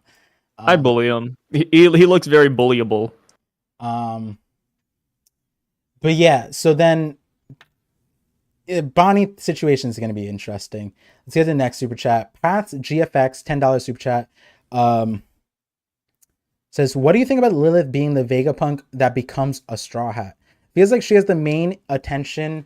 She's evil, like the Straw Hat's demon attributes, and said she never left the island." You know, the never left the island thing, I didn't contextualize it until just now because you said that. I like that. Except I feel like me and Sai have talked about this, the Neo Mads route kind of feels right for Lilith. But then again, Lilith was like caring about her her fellow satellites in like a Straw Hat kind of way. So maybe there's a world, but we contextualize that. I don't see her leaving the other satellites. I feel like she cares about them too much to leave them. So wherever the other satellites go, that's where she's gonna go. I feel like same. Maybe. Yeah. I mean, as long as she's leaving the island, I think she'll be happy, right? Like going to Elbaf is gonna be huge. It's like a hell of a field trip. Yeah, I think Edison or Pythagoras would be kind of sick on the ship, but or a lobotomized Stella Vegapunk, right? So that would have been that could still happen. It could still happen. Bonnie doesn't have a crew. Yeah, her crew got fodderized hard. Yeah, that crew they don't exist, man. Bonnie's they exist, but they also don't. Like it's weird. It's really weird. Because apparently they lost a Blackbeard before Akainu like rolled up on the island. Apparently the context of that was Blackbeard beat up their crew too. So it's an interesting. I don't know what Oda was doing with that, but thank you, Pats, again for the $10 super chat. JP Legend with the €2 said, remember Lucci was talking to himself this chapter. Yes, that was an interesting thing too. Like he's just like nobody notices. Stussy was just like, would you quit staring at me? And then Lucci's just like eyeing her down. Like it's kind of like, bro, keep your disrespectful eyes to yourself, buddy. You know? What do you think about this? I feel like Lucci's he's gonna try to fight Stussy by the end of this. He's gonna get back for her chomp. She chomped him. Yeah, I think he's gonna get her back. I wouldn't be surprised if so Rob Lucci, I don't think he's gonna go with the Straw Hats. Okay. I feel like if there's a W for Rob Lucci, it might be taking Stussy down and turning her in. And that is I think it'll be pretty solid. That is what I want to ask you because I got really excited by this. This moment right here where Lucci contacts them, gives them all the details. My man. And Kizaru says, Rob Lucci is quite the shrewd and cunning fellow. He already sent us all the info we need. Do you think this is a pivotal moment? This is where you and I split paths. We've been on the same Lucci path for a very long time, but this is your way out. This is your moment, Sai. Oda gave you a chance to jump off the ship. Because if you flashback a week ago, if you guys recall from our collab, from our conversation, Sai was like, I don't know, the Grand Fleet's weird. Some people brought up Crosskill, you don't like that. But you did see like him being on the because he lost his job. So how would he make it back? And now Oda threw in like, hey, he ended up leaking info.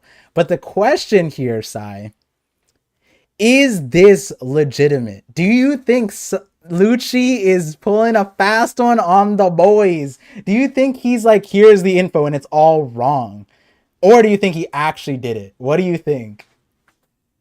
I see. Somebody commented this, and I talked about it too. I love this idea. I think, like I said, no matter where Lucci goes, he will still be my number 1, number 2 favorite character in the verse. Like, easily. Uh-huh. As far as Lucci giving false info, I don't think he is. I feel like if he can keep the job, he will. So I think he's still on the world government side. That's kind of where I'm at. Do you think it's false info? Because like so far, all the info he gave, like as far as like who's injured, who's not injured, it sounds true. But maybe the blueprints are scuffed. But even then, like scuffed blueprints, like what will that do? Like, oh, maybe Kizaru shows up to the wrong side of the island for like 2 seconds, and then he'll like zip zap over to where they are. Like I don't know. I feel like the blueprints are like I don't know. But then again, they said all the info we need. Maybe it's not like blueprints. Maybe it's like a plan of attack. So there's a lot of things with this. They're saying page 4, you can see Lucci giving the info. Do you know what they're talking about? Because if I'm going by double spread pages, then it's 1, 2, yeah, 3, it's the second 4. page. It's where Lucci's talking out loud, and then Kaku's like, "Wait, what are you saying?" And then he said, "I'm talking to myself." So he's actually relaying info during that. Like he's relaying like their status, I believe. Even though I was facing 2 of the Seraphim, I'm still ashamed of myself. I know how you feel. Forget about it and get some rest. Wait, so then Lucci's stopping him, and Kaku's the one who's saying the stuff, right? Or over here. What are you whispering over there, Lucci? It's nothing. Just talking to myself. Gotcha. Yeah, and he's like talking about like the status of everybody. So like it looks like he's keeping count. So it looks like I'm led to believe he's giving good information, but if it's bad information, like either way, it's a W. Any chapter where Captain Kuro, Rob Lucci, and the Vice Admirals are here, W. So he goes, for the state of the Vegapunk sides, 4 are heavily injured and 2 are dead. As for the Straw Hat crew, Kaku interrupts. It's nothing, just talking to myself. Interesting. Maybe he does join the Straw Hats or like, sails with them for a minute. I think that'd be kind of sick too. We need, we lost Law. We need another one. We need another Law. Who are the 2 dead? 2 dead? Yeah. Pythagoras and Shaka. Edison is still alive, Lilith. And then Pythagoras. So then Shaka, Pythagoras, Edison's still alive, Lilith. Okay. And then Shaka, Pythagoras. See, that's where I'm interested. I talked about this last week where it's like, are they actually dead? Because like they just brought back like, they have the organoid thing, and it's like technically the punk records. Like, what's the circumstances around the satellites that prevents them from coming back up? But like dead with an asterisk, right? Yeah, I'm like they can come back. Because stopping at as for the Straw Hat crew, it's interesting, right? Because it's like it opens a door still for Lucci to be giving faulty information, right? But maybe he says that not all the Straw Hats are here, and then they're surprised when Usopp's here. They're like, oh no, not God Usopp. You're telling me God Usopp's here, Lucci? Why didn't you tell us this? Dang, I gotta reread this. So wait, where do we get? We don't see what information Kizaru has on his end, right? Kizaru, they don't like confirm anything besides like the conversation. Defense system, that one Vegapunk station, that's what they're talking about. 2 truths and a lie. I like that, Jay. That's a good one. Yeah, like this is an interesting opportunity right now for Oda. So you're on the boat that this is Lucci's playing it straight and fast, like he's boom, like this is it. I want to be on the world government side. I'm kind of on the boat that I feel like Oda might make that an interesting thing, like Lucci gives up a wrong piece of info. But the question becomes like, when we got into Egghead, my thought was Lucci, after the time skip, Lucci became more selfish because of how he got handled after Eni's lobby, right? After Eni's lobby, he got thrown to the wayside, got fired. They sent people after him to kill him. and then he killed all of them, and then he tells Spandam, I'm coming after you next, and that's how we leave him. Then he just joins CP0, but then going into Egghead, he's questioning things about the world government, mainly Lelucia, and with that frame of context, I was kind of thinking like, if the world government ever gives out the info that they are willing to kill Lucci, I think Lucci would kind of go into self-preservation mode. Regardless of who he's siding with, I think like over siding with Cypherpole, world government, and killing people for the sake of justice, I think he wants to protect himself. That's why he protected himself when he got fired. He literally slaughtered Marines on the place that was Cypherpole training ground, right? So, oh yeah, I would imagine that this is where it's like, if Lucci has an understanding that like his life is at risk, and him and Kaku specifically, then he might give them the wrong information just so that they can escape. But like, I don't necessarily know how far. I agree. Yeah, I don't know how far that goes though, because of the scope of like what Vegapunk is saying. Like, in order to escape, you have to go to the coast. So it would be best for him to just go to the world government, right? Like, just throw the Straw Hats overboard and give Kizaru everything they need to know. The question there becomes, does Lucci believe that whatever the world government is sending is capable of taking Straw Hat crew, right? Does he think Luffy is stronger than Kizaru, right? Because if he thinks that the Straw Hats have a better chance of winning, then I can see him like giving info that's beneficial to the Straw Hats so that he can escape. But if he thinks that the Kizaru and the world government and the Navy are going to win, then yeah, just give them all the info, right? So that's kind of why this is like, when I got this panel, I was like, oh, this is complex. I like that Oda did this. And he can make this really big, or he can make it straightforward. And I think both ways are interesting. I'm excited, man. Like, when it comes to Rob Lucci's character, like he could just go any direction. And the hard part with like abandoning the world government is that he still has, I don't know how much he cares for them, but he kind of like has his crew back in Marie's Raw, right? Crew, yo, that's so funny. Yeah, he's got like the CP0 boys over there. It's Lucci is not a good guy. I'm laughing mainly because I know your stance on those characters, in that like Oda didn't even want Khalifa and Bluno to come back in the story, or like he like for Film Red, they were brought into thing, and like the director's like, oh wait, they weren't supposed to, and then Oda's like, yeah, who the fuck are these guys? And then, like, yeah, he's like, Bluno, Khalifa, what the heck?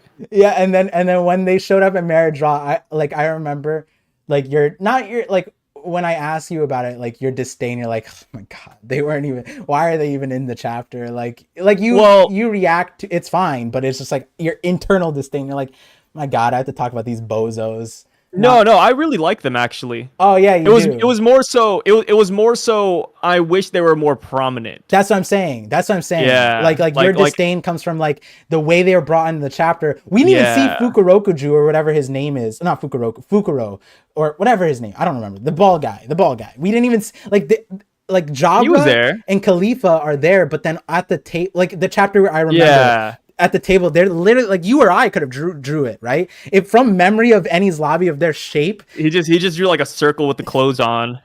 It's like dang, there's Bluno over there. Yeah, or there's Fukuro. Yeah, and it's like, so like that's what I meant by your disdain. It's like, oh my god, more slander, more opportunity for Cypherpole to get slandered through these bozos that won't get the time of day. So I'm gonna have to fight the allegations and deal with the reactions of, oh, like I thought Cypherpole was great and blah, blah, blah. I thought the masked people were strong. They all have and you're like, shut up, stop it, don't talk to me.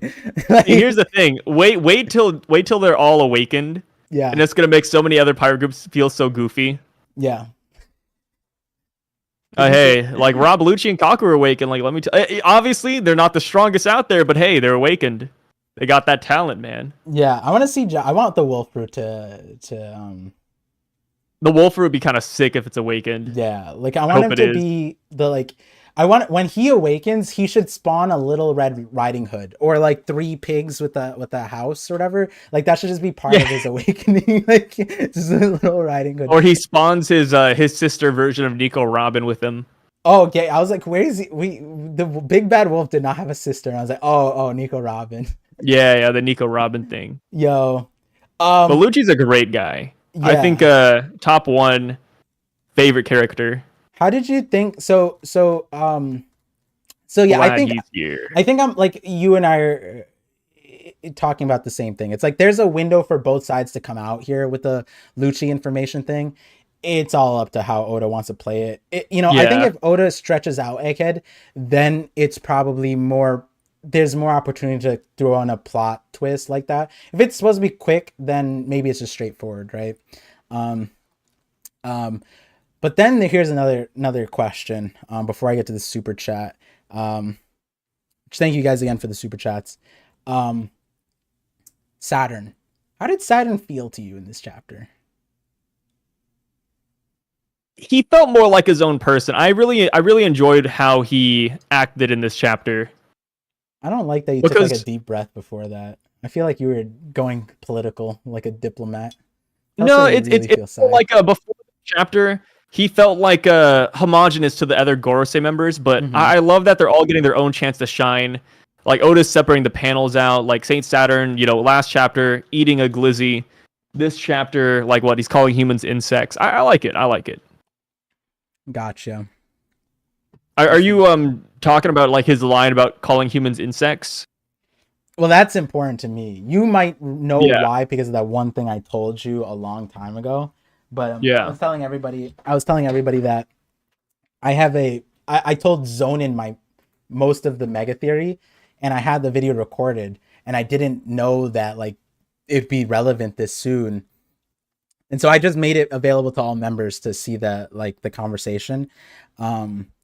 Because with that in the context and like the Beatles theory and this, and if anybody can project where I'm going to for part 3, then that line is insane for everybody. And that's actually gonna say we might have to change our schedule on how much we record after this. Might have to record some stuff on Wednesday, but we'll talk about that later. I was mainly talking about Saturn like being I don't know, I don't know why. I just like Saturn is the godhead of science defense. Yes, right? Yes. And like he's like the Frontier Dome is a defense system that utilizes lasers. Am I right? And I'm like, I don't know why like him asking Kizaru all the questions instead of being more like commanding and like knowledgeable or like, militaristic. I don't know. It just kind of like Kizaru's like, well, that's a bad idea. If we do an assault, then we're going to lose a lot. The casualties will be enormous. And then he's like, I see what you mean. The situation's getting more and more complicated. What about the power plant? Do we know its location? And I'm like, I'm not making a character judgment based off this. I just see the setup for what comes next. And I just feel like it all started at the very beginning of this chapter where he hears like a woman's voice on the thing and he's like, is that me? Oh, a woman? Is that Nico Robin? I don't know why they're shocked. Yeah, that was kind of funny. It's like they're like, Nico Robin? It's like, brother, she's a part of the Straw Hat crew. She's always with them. Like, what are you talking about? Like, I made a joke. I was like, this brother hasn't touched grass in 800 years. Like, he's blowing his load over the first woman's voice he's heard. And it's like, what if that wasn't Nico Robin? You know how silly you'd be for even questioning that? You shouldn't even ask that question because you should just assume she's with the Straw Hats, like you're saying, right? So yeah. So like, do you care about ants? That's how Jay feels. What? Why is Jay talking about ants? He's probably talking about like how Saturn refers to humans. Oh. Yeah, I care about ants. Sort of, not really. I don't care about ants. Yuvil says maybe Saturn is a satire on bumbling politicians. Yeah, that's always been there. But here's the separation, right? Here's where I'm separate, and it still applies. It's like he's the godhead of the science defense, right? Like, what does that mean? Like, now what does that mean? He's attacking a scientific island, has no idea where a power plant would be. He's asking Kizaru. Why would Kizaru know? I mean, Kizaru should know a little bit because he's been here probably. But then also he's the godhead of martial god, whichever translation of the science defense, which is like I don't know. I just feel like that implies like tactics and strategies and some kind of like I feel like everything in this chapter could have been the same dialogue context. It not dialogue, same context, but the dialogue could have shifted from Saturn giving like, this is the information we have, this is what we should do, and Kizaru is just reacting to it. Whereas what we get is Saturn is like, I want to do this, and Kizaru's like, well, actually, my ideals are over here, buddy. And then Saturn's like, okay, so then what do we have? And he's like, well, actually, that's an awful idea, because then that's just everything against what we need to do. Which is Saturn tells us, right, the 3 things that needs to happen. What is the 3 things? We have to protect 3 things: the physical safety, secondly, the punk records, and the power plant. Which is like, if that's what his prerogative, then why is he even asking? Like, and then Kizaru's like, well, if you want to protect the place, you shouldn't be doing that. And I'm like, Saturn kind of feels oof. And then that whole head grab thing, I'm like, oh no. Like, the head grab was fun. I like that. Yeah, it is interesting. It's interesting. It made him feel human, you know? Someone said, remember, he's just one of us. He's the godhead of science and defense, not offense. But let me tell you a theory of split. The best offense is a great defense. I'm gonna say that, and vice versa. That's the thing. If you're really good at offense or defense in any sport or anything, you should be. That knowledge allows you to be knowledgeable about your opposition. A good offensive player knows how the defensive player should do and react, so they can know how defense should be. They should know what would it take to defend me in a situation inherently. So if you're top of the whatever in defense or offense, implies that you know a decent bit about what you're going against. You wouldn't be you wouldn't be a baboon, a bumbling idiot about what you're going up against, right? Picture someone that got a promotion without working for it to get there.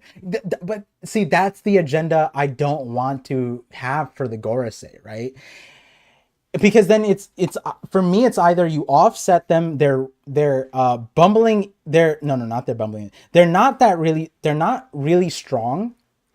They're strong, sure, maybe stronger than 90% of the verse, 95% of the verse, but what makes them really powerful is their knowledge and decision making. Or the flip side is you make them really dumb and make them insanely powerful. Personally, I think the story works better if they're like sort of competent but really smart. But the best case scenario is that they're really smart and really powerful. And I want the Gorosei to be both. And you know, it's unfortunate that like it feels at this moment still not there. I can't find it. Ask me anything, just rewatch the stream. I can't find the chapter. OP scans. The mods, if you want to send the chapter. Let's not forget about the photon gloves. Oh yeah, I don't know if the photon gloves are going to be huge for Kizaru. I don't know. Oh, that's such a hard one, because like I think we talked about it before, where like, yeah, it could touch him, but anybody that could fight Kizaru and keep up with them already have Haki. So do they need the photon gloves on top of that?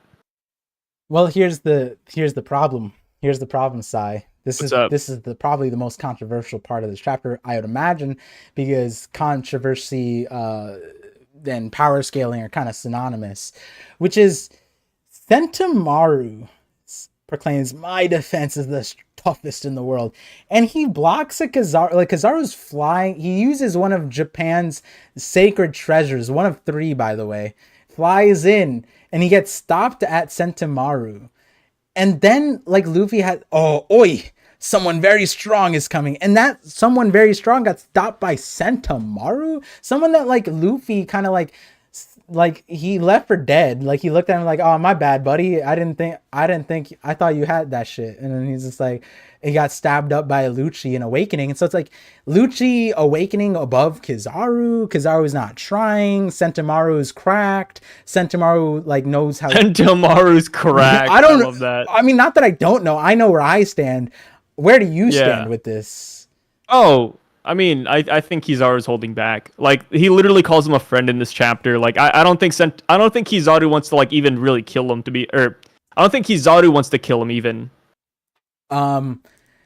I feel like this display, and if you can take the mic for a little bit, explaining your thought on this, I think this display does kind of downgrade the importance of the photonic gloves, unless the pacifista, like, imagine the pacifistas swarm in, like, Kizaru's just like Sentomaru, you're the only one on the island down here who can stop me. And then Sentomaru's like, you want to bet, buddy? And then he turns around and there's a bunch of pacifistas like wiggling their gloves on. fingers. Yeah, there's like, and then Kizaru's like, Nani? And he just freaks. He's like, are those my biggest counters? I helped you build this. Yeah, and then what? Do they put him in a bubble? Like, you know what I mean? Because that was a huge thing. Like, bubbles are effective against devil fruit users. So maybe they put him in a bubble.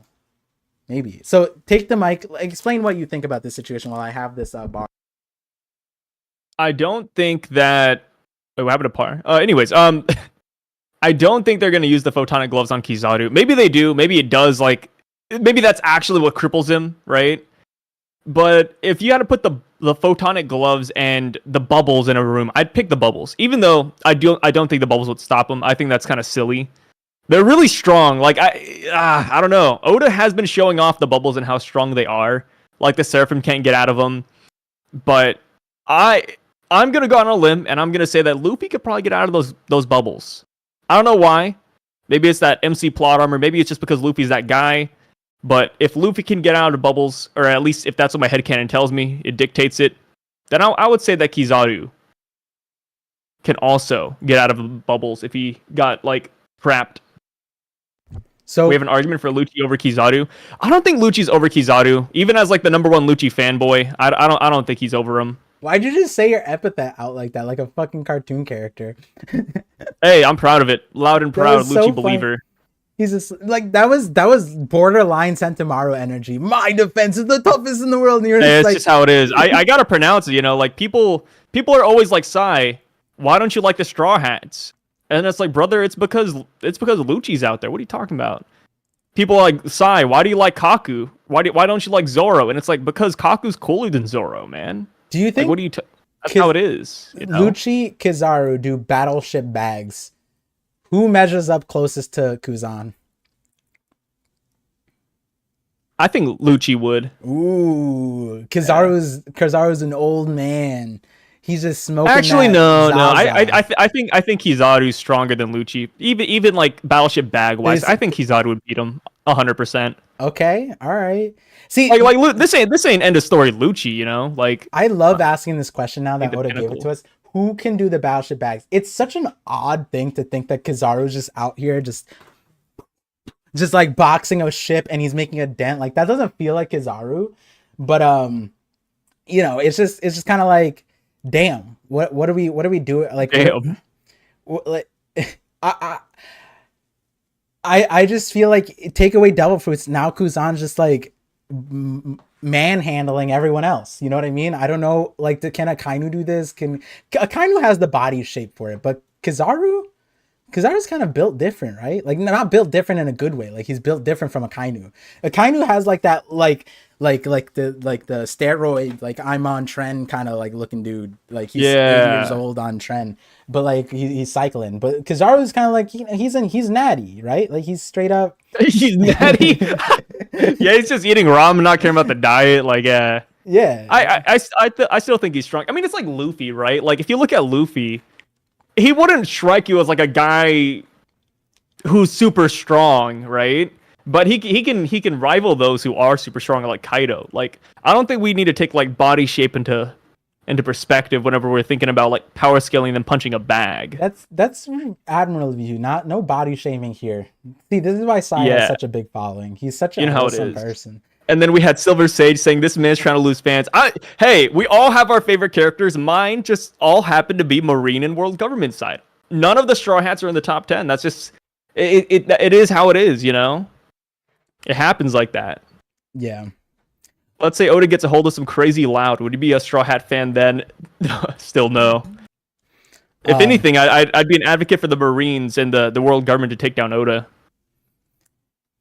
Yeah, this Sentomaru panel is kind of interesting because like now we got the question answered. Like, why did Oda even bring back this goofy ass like dude? Like Lucci stabbed him through the heart and he didn't even have his defenses up, and then he's still alive. He's like, oh, we're gonna end up just like Ohara. Here's a postcard of what Ohara looked like. They were all really happy while their island that was so burning funny. down. Like, That's so funny to me. like No way. that was the purpose at the time. Now we know why. It's because he was here to give Kizaru some like sentimental obstacle before. Like we needed a reason to stall Kizaru before he just. Again, the thought that I had was the defense system should have no reason to stop Kizaru because he's light man, lasers of light. Like Kizaru should just be able to run through. But now he's like, I can't disrespect a man who stands for his duty. I'm going to go confront my good friend Sentomaru. And now, like, this is just BS. Not BS, but like, this is just a good plot that ends up stalling Kizaru for a reason. But like, why isn't Kizaru already at the thing? Well, he's dealing with his I don't know what the reverse of Ojiki is, but Nephew?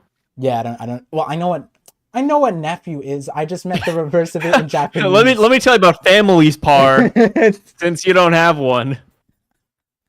Like, someone tell me what if Sentomaru calls him Ojiki, what does Kizaru supposed to call him? Not nephew, obviously. Oh Par, my. when a man and a woman get together, they have something called a kid. Stupid. Oh my goodness. I wonder if you know what that is.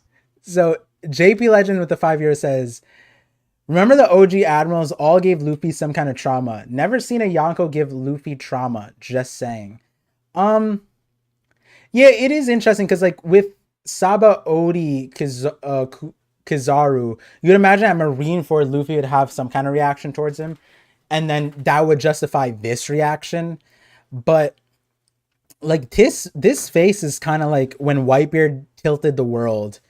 Like let me pull up that when panel. Whitebeard tilted the world. Yeah, like that was a like similar that. face, right? Like Hey, what keep on hyping up the admirals. I'm eating it up. I love it.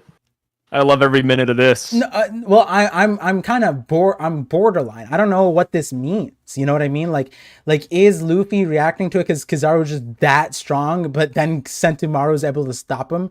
Because then Luffy didn't react like this to Aramaki, which is disrespectful and maybe valid, but it's also like, damn, it's that different. Like, what are we talking about here? You know?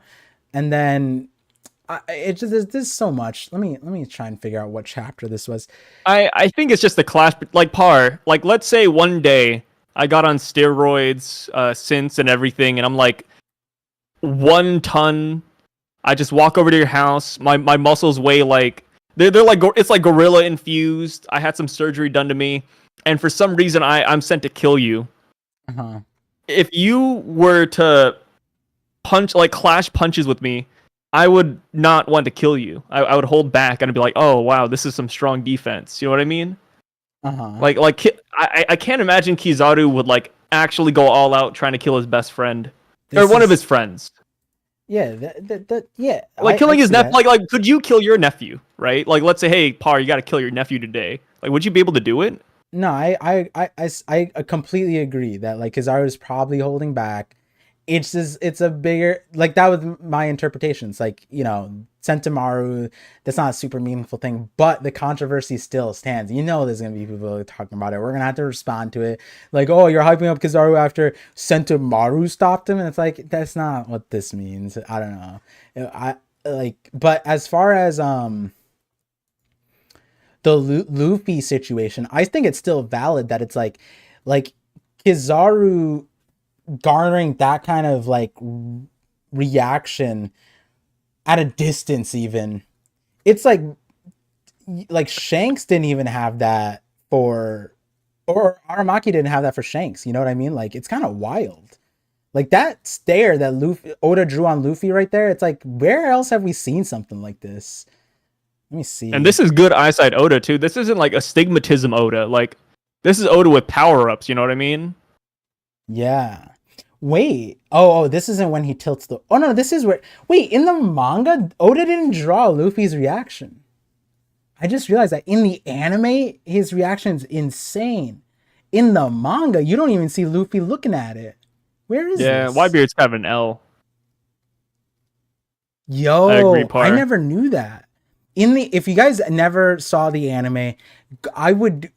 564, whatever episode adapted 564...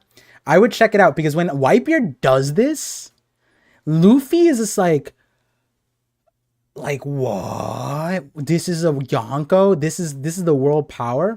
I'm pretty sure it was this one. Yeah, it was when Whitebeard came down and then this guy got cracked. It's fine. It's whatever. Yeah. So what do you think about does it say a lot about Kizaru, or is our expectations like, is Kizaru insanely strong, or like is he above Kuzan based off this? Where are you power scaling him based off of Luffy's face here? I don't know if I'd put him above Kuzan. I kind of see them all like somewhat equal. Okay. All right. I do think Kizaru is a lot stronger than I initially gave him credit for, and I'm happy for that. Like I'm glad he's actually going to be a threat. And if Kizaru does anything, I hope that he comes up here and he destroys the Vega Force 1. Maybe that's the intel. Like maybe that's where the intel comes into play. Like Rob Lucci's like, hey, this is how we're planning on leaving. So Vegapunk destroys Vega Force 1, and then they're like, oh man, how do we get out of here? And then they're like, whoa, we got to activate the 200-year-old ancient robot to get out of here. I think that's what might happen. Someone said power scaling based off someone else's face. What? Yeah, that's the LMAO at the end is exactly why I asked that question. But it's hey, imagine if Kaido says this, right? Luffy beat Kaido. Imagine Kaido says, wow, someone very strong is coming. And you see like his eyes shaded and it's like, dang, like who's coming up here, right? Like this guy a menace? Like what's up? Do you think Kaido would Kaido, alternate timeline, Kaido is still Emperor of Wano. Aramaki shows up.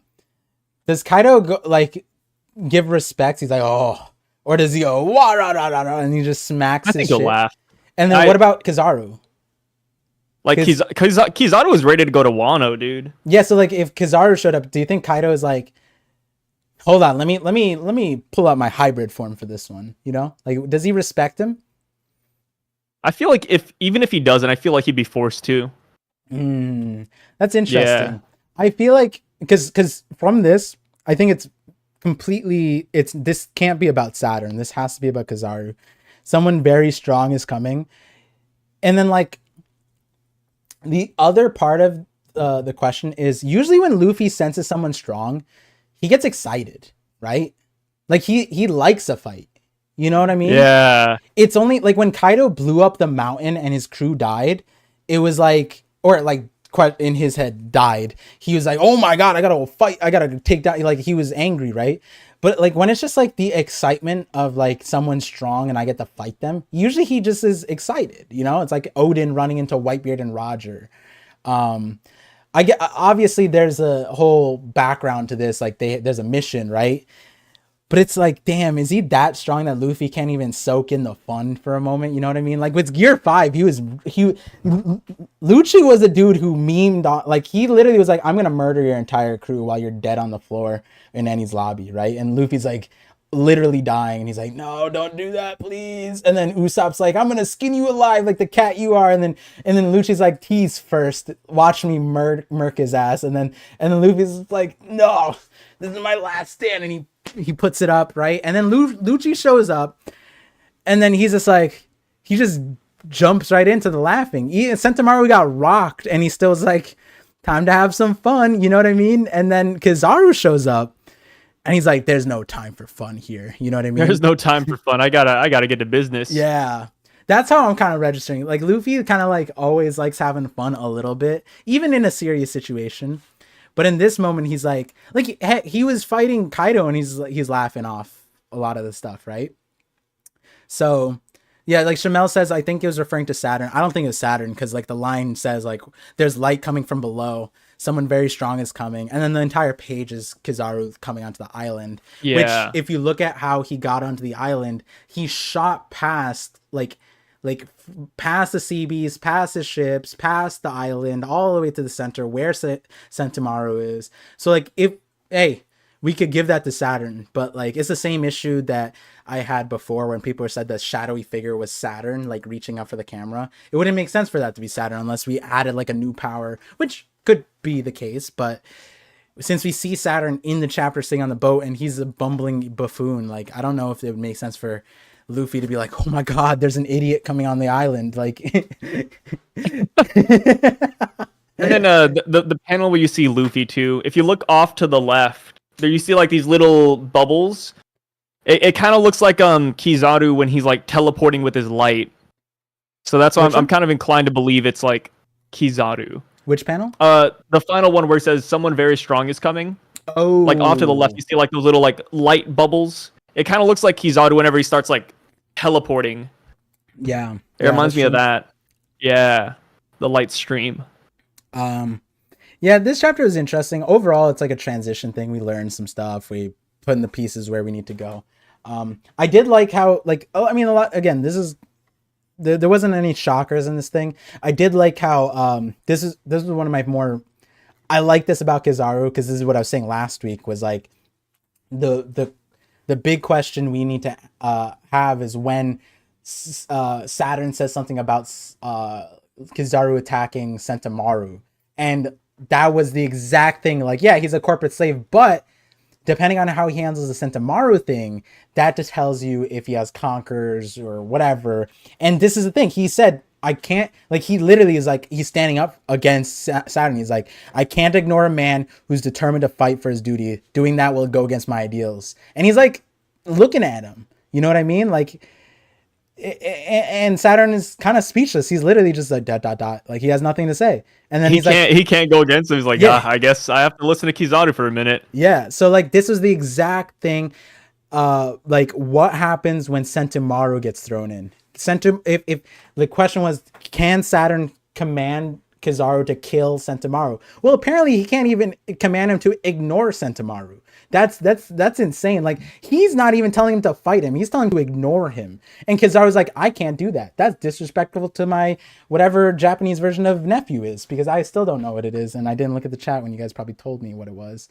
Let me see, you guys said it. I don't think you guys said it. Wow. Nobody Thanks, here chat. knows Japanese. Rest in Yeah. peace. We're just weird Westerners reading a Japanese cartoon with Hey, you know how it is. translated by fans. You know how it is. Saying it like it is. Here's a good question though. Highlights for days. What's up? Says with two Chief Dolores. I just made that up. It's the CHF. Who would win a head on one-on-one Luffy or Kizaru? I think Luffy would win. Yeah. I don't think it's gonna be like easy necessarily though. I feel like it's like super high diff, which is the hard part too, because like Lucci's here, Saturn's still here. Like we got so many like factors on Egghead Island that Luffy could beat Kizaru, but if Saturn were to roll up after that, like I don't know, man, it's rough. Yeah, he's I think if Luffy goes into it serious from the jump, like apparently he looks like he would be, that changes a lot. It's not like, because like the difference is, it's like Kizaru has to get to the point where he understands, like, wait, hold on, Luffy's a cartoon now. Like he bends like the fabrics of reality. This is how I have to fight him now, right? Like Luffy may not be unbeatable, but not knowing that Luffy can bend reality is kind of like a big barrier to beating him. So if Luffy goes off the jump being serious and doesn't give Kizaru a chance to realize that what's happening, then I think Luffy has the upper hand in a lot of ways, right? Especially because like technically Kizaru's power is kind of like lateral, like it's kind of like Luffy knows how light works, but then he also can imagine, he's like, wait, if I make this box, this traps light, and he just makes some shit up, and now Kizaru's stuck in a light box, right? Like I don't know. Like Luffy could just make something up in Gear 5, and then Kizaru's like stuck in it, and Kizaru's like, wait, what just happened to me? And he'd just be confused. So we have no idea. Zamd, What do you want to? Sorry to cut you off. No, but good. what did you want to happen? Do you want Luffy to beat Kizaru? Do you want Kizaru to win? Do you want Kizaru to be stalled? Like, where are you at with this? Like, how do you want Egghead to play out? I want Kizaru to recognize like that what Gear 5 is. And like you know, like Gear 5 is supposed to make you smile, make you laugh. I want Kizaru to experience that, and then him to be confused, like, you know, because this is what the Gorosei put a hit on, and it's like, this? What's wrong with this, right? Then it's like I just want him to experience that. And as far as like Kizaru, I don't want him to lose. Like I don't think the Admiral should lose here. I don't think there should be like not negative light, negative showing, I guess, because then it like diffuses future potential when admirals are involved.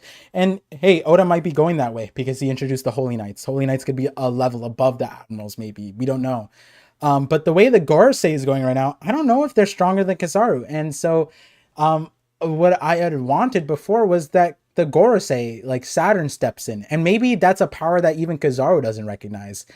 But maybe Saturn literally is like, I can't do anything because my power is too destructive, right? Like maybe I can't do anything here because if I take action, then I affect more than like if even if this entire event were to play out and we had all these casualties, it would be worse if I got involved because of whatever my power is. It could be something like that. So I'd want Saturn to kind of like step in. We get a taste of like that power level. But at this moment, I'm still on the boat. Like, I think something needs to diffuse it. And I think maybe Dragon's a good play into that. But like the Revs coming into that. Yeah. We talked about this on collab with the last arc in the break week on stream. There was like a few things. Like the Lucci got reintroduced in the post time skip at Dressrosa.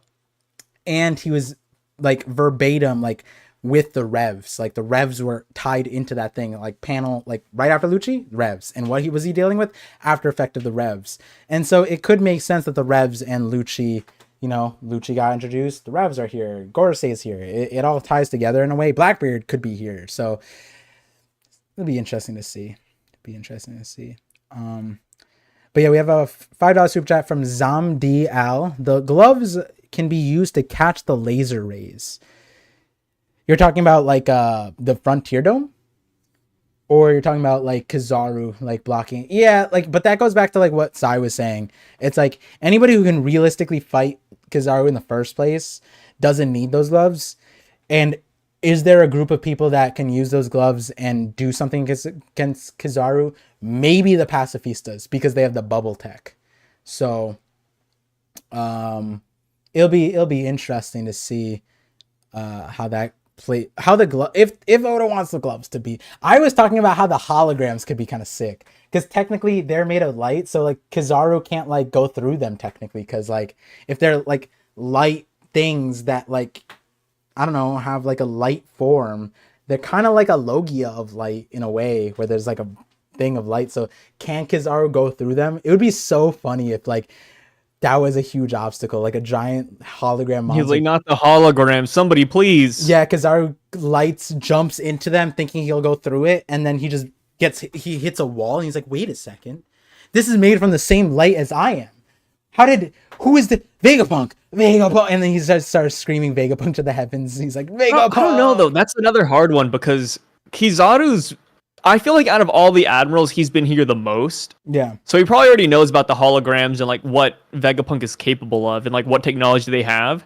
So maybe he'll see the photon gloves and he kind of laughs and he's like, "Oh, I remember when I made these." And it's like maybe like he looks at it and he's like he gets memories of like his last session. You know what I mean? His last session's crazy. What do you think? Vegapunk was milking him like a cow? Like yeah, like experimentation, like that, like.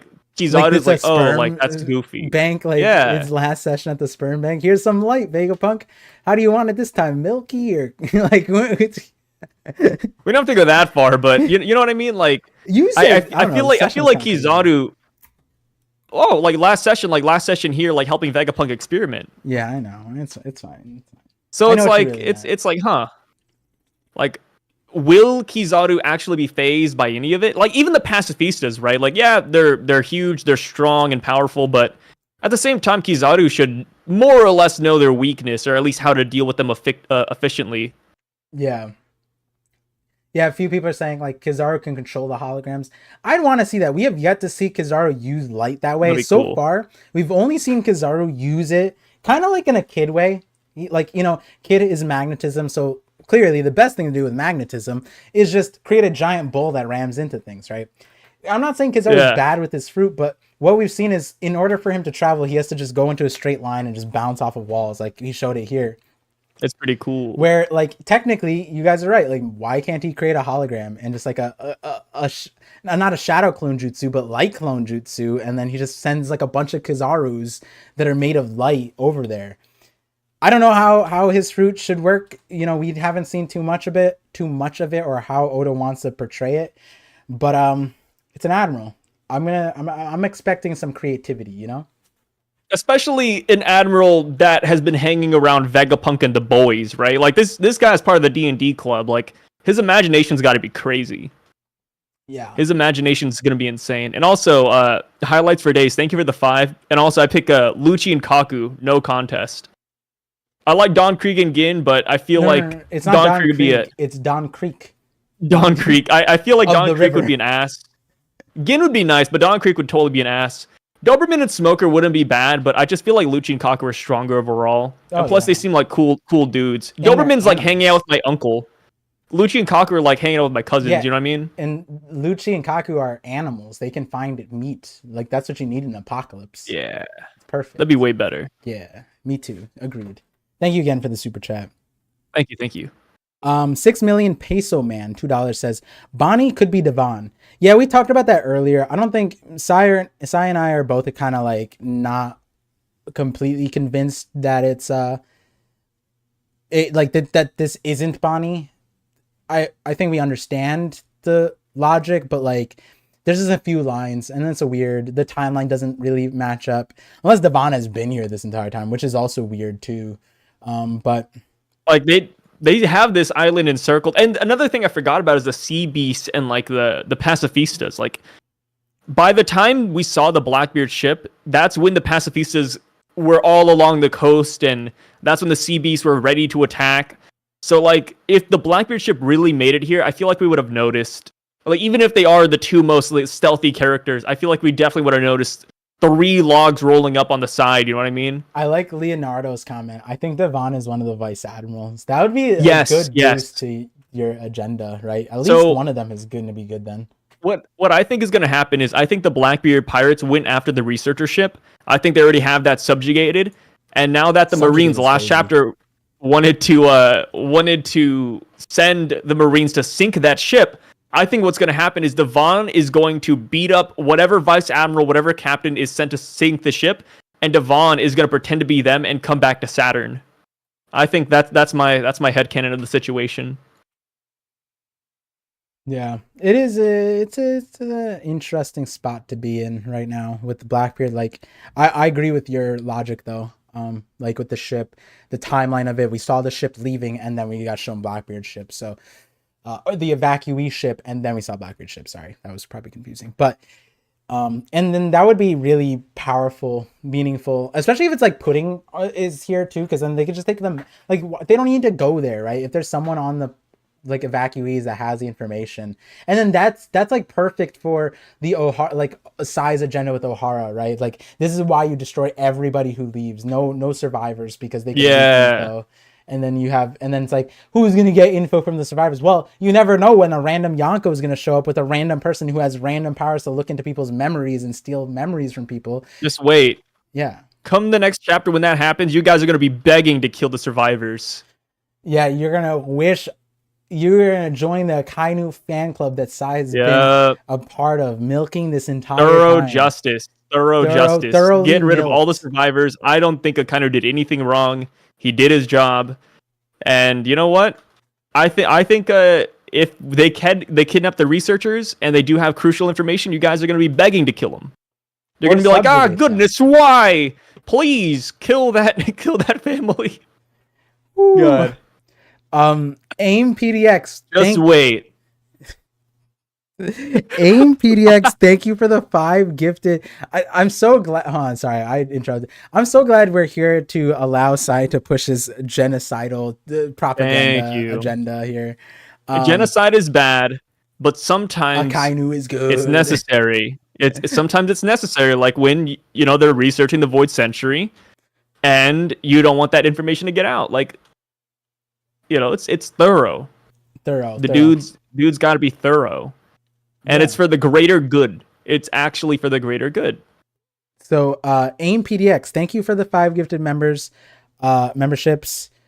You got Caleb Brown, the sugar daddy here. Damn. Look at that. And again, a notification for all the members because of this chapter, because if you guys watched the reaction, there was a panel I stopped at, and there was a video that was only accessible to super visionaries and ultimate visionaries. I have now made it accessible to all members, because that is the video I'm working on right now, and that I'm gonna, after this call, gonna try and get that edited, and I'm just gonna literally at the end just put in that panel from this chapter because it goes so crazy for the video.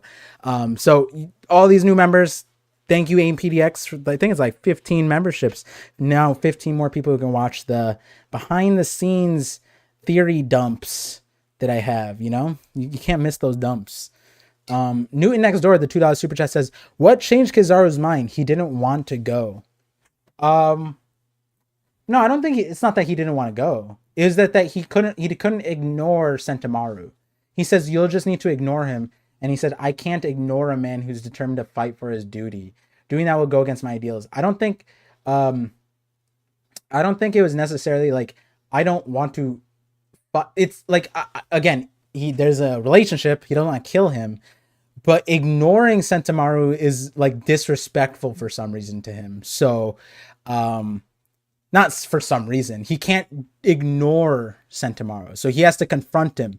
Saturn thinks it makes more sense for him to just cut through everything and go straight to the Frontier Dome, because the defense system uses lasers, because because Kizaru's a light man, he should be able to bypass everything.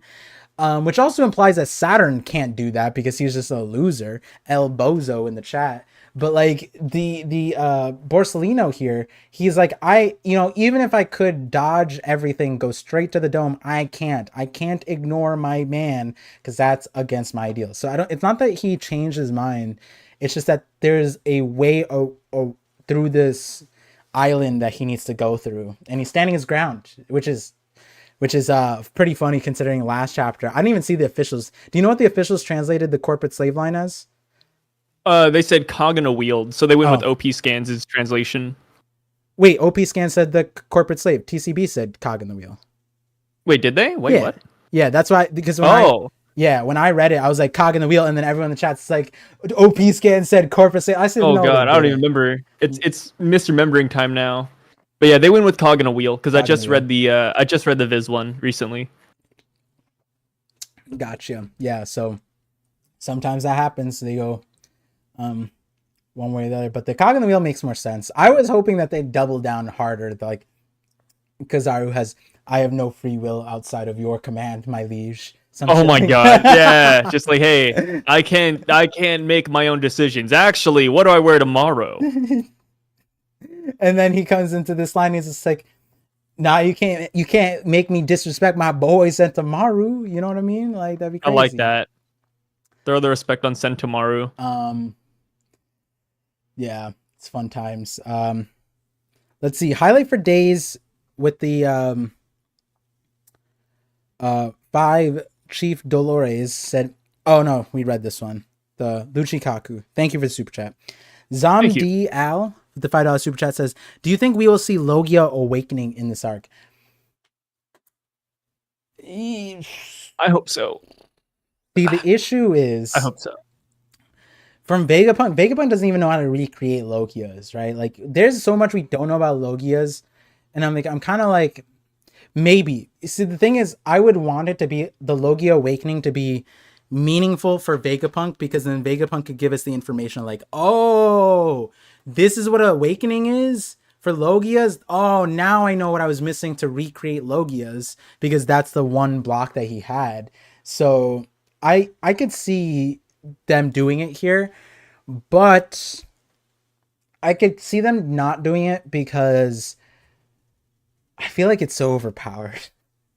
I feel like it's gonna be so broken. Yeah, it's like the context of what we're like, they're just, homies are just trying to fly away. Like, they're just trying to, like, I don't know why Kizaru or Vegapunk and Frankie didn't think about this plan earlier, right? They're here spitballing like, oh man, how do we get off the island? And then Vegapunk's like, "I'll use my giant robot to fly you out, but that only takes us so far."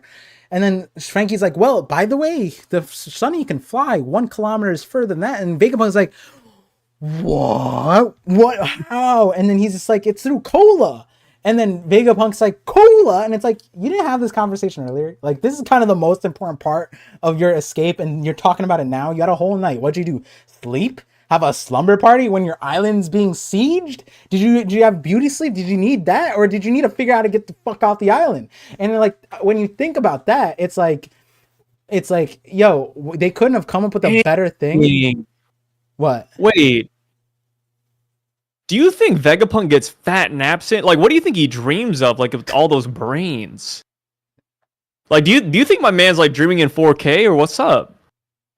What about that? Wait, no, he's dreaming in 4K. Dude. No, this is like he's gonna hit the next cycle of the REM sleep, dude. Even more obnoxious is like they're sitting here like York's like, haha, I have the password, you can't connect me. Yeah, and I'm like, she's like, like, you can't get it. And I'm like, world's smartest man.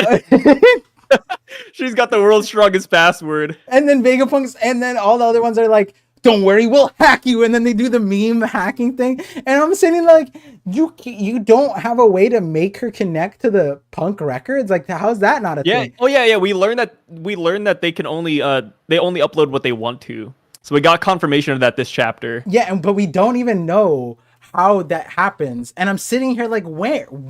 How did she avoid it? Why don't you tell us how you connect? And then tell me why you can't just connect her to thing and just like literally she's going like she's literally doing it. How are you? Man, we could technically lobotomize her, right? That's what I'm saying. Like maybe pull it out, put it in the record or something. Listen, the message. Sai, we should send a message. Imagine Kizaru gets up here and then she sees like Kizaru looks and then he sees like York's body like up there like on a stake, like no brain. Yeah.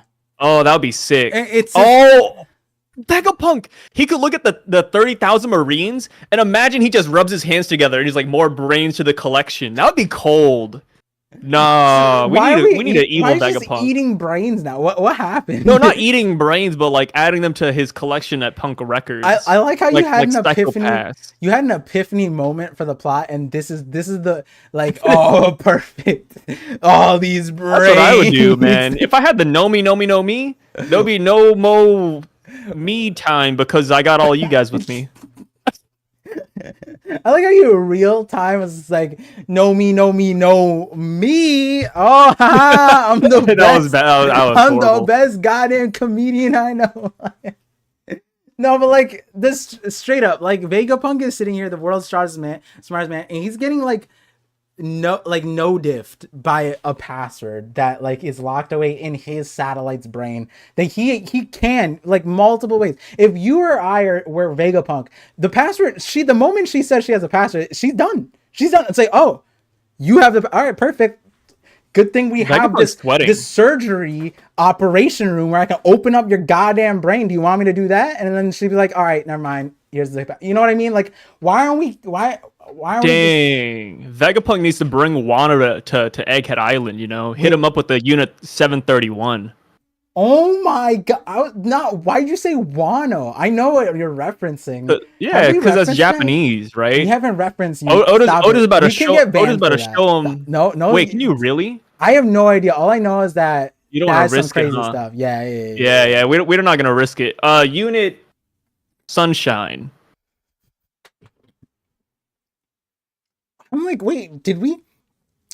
I feel like I wanted to bring this up to you on a different call. I don't think we've ever talked about it, but the fact that you brought it up is kind of wild. Wait, you want to talk about Unit 731? On like 50/50 podcast. Oh, okay. Yeah. What or it was one of the members only videos. Like for one of them, I was thinking like, oh, we could talk about this. Human experimentation. So no, don't give. Stop.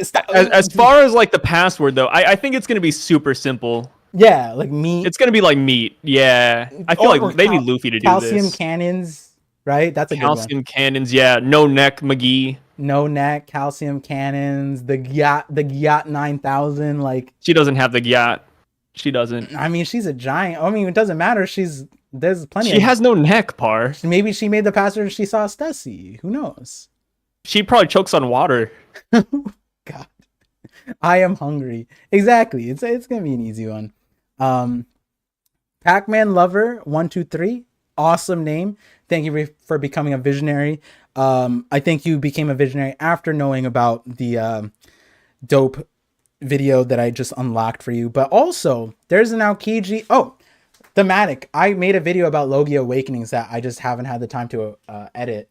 And it's been there since October for members to see. It's about Kuzan. Basically everything that I said in that happened with the Pirate Island stuff, but Awakening stuff is still relevant, I think. I think 3-Day saw it, so you can ask 3-Day about what happens in there. Not like ask, but like if it's worth becoming a member. Maybe it's not worth it, but there's a mega theory waiting for you, 2 of them. Oofcan. Or UV. Wait, why are you giggling? Somebody said you gotta stop talking about us people with no necks. I didn't know the no neck community was that huge. Yeah, we started beef with the big forehead community, but then they came back to us and wait, said, no, like, we love the big foreheads part. Yeah, but like we were worried for a moment, but then the big forehead community came back to me and said like, oh no, I really appreciated that conversation. I was like, oh yeah, oh wait, really? Yeah, I told you this. I told you. Nah, dude. Yeah, I'll tell you. Like, you know how like you kiss somebody to bed. Yeah. If they got a big forehead, you can't miss in the dark. It's perfect. You know, oh my god, this is big. You know how like Kizaru like bounces through buildings with his light beam? Yo, if you ever need to like light up a field, just shine a light on the forehead. His best friend should have the biggest forehead and then wax it every day. Goddamn. Yeah. Oh man, so Sentamaru should just. Oh, it'd be sick. Sentamaru pulls off his hair and we find out it's just shiny. Yeah, it's just a wig. Yeah. Oh, Sentamaru has bangs to hide the forehead like everybody does. Maybe that's a thing. Comment on life. Yeah. Everybody comes to the same solutions for the same problems, you know? Cancelled. Yeah. Yeah, we got canceled right here. You know how it is. Oh, God. Can't survive it. UV can... $2 super chat says, can we see S Kuma listening to Bonnie? Ooh. S Kuma and Bonnie. Did we see that? No, they're in different rooms. Okay. Maybe last chapter? No. Last chapter they were still in separate rooms. Yeah, we didn't see the Seraphims there. I think they meant like maybe in the future. Yo, the Seraphim Pokeballs are kind of cute though. Yeah, they're kind of nice. I like it. That was a good. Like, imagine just having, like... Never mind. Yeah, I don't need to know where that one is going. Yeah, no, you don't want to know. Yeah. Well, we'll leave that up to the imagination. We'll leave that one there. But yeah, so we caught up with the super chats. This chapter is kind of, it's there. I have a lot of work to do because this chapter has sparked my mega theory. Oh, and I have to do part 3. Part 3 is the one. I'm gonna try and get it out before next week. Let me see.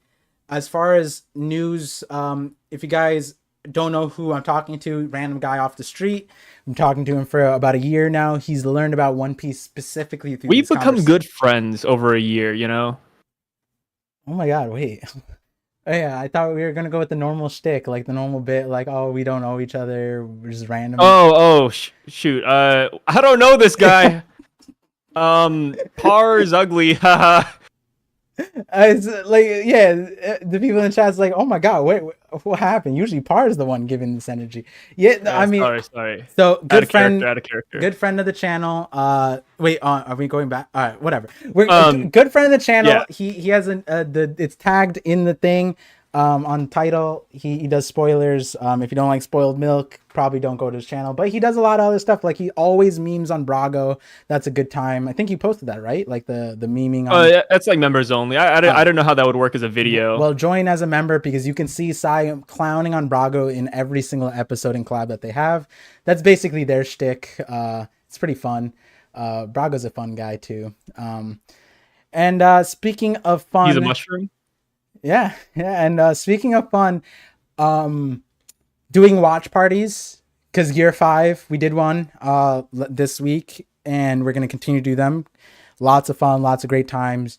Mainly got I might do a collab stream later this week. I just need to get time. I don't know if I have time. And then videos. I have this mega theory that I'm working on tonight, trying to get a post up tomorrow. If not tomorrow, then it'll be up Wednesday.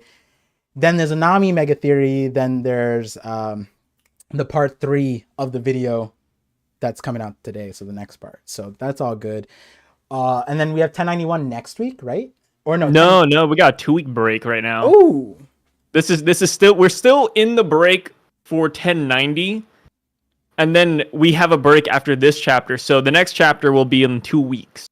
Oh my 2 weeks god. exactly almost. Yeah, we got a hell of a break. 28th. We will get spoilers on the 28th, I believe. Yo, this is a party. Holy shit. This is the best. Yeah, it's cool. I'm sorry. I'm so sorry for all you guys who want the chapter. I personally... Wait, it doesn't say break week at the end of it. Oh, it's just like a scheduled thing? Like a... Yeah. Gotcha.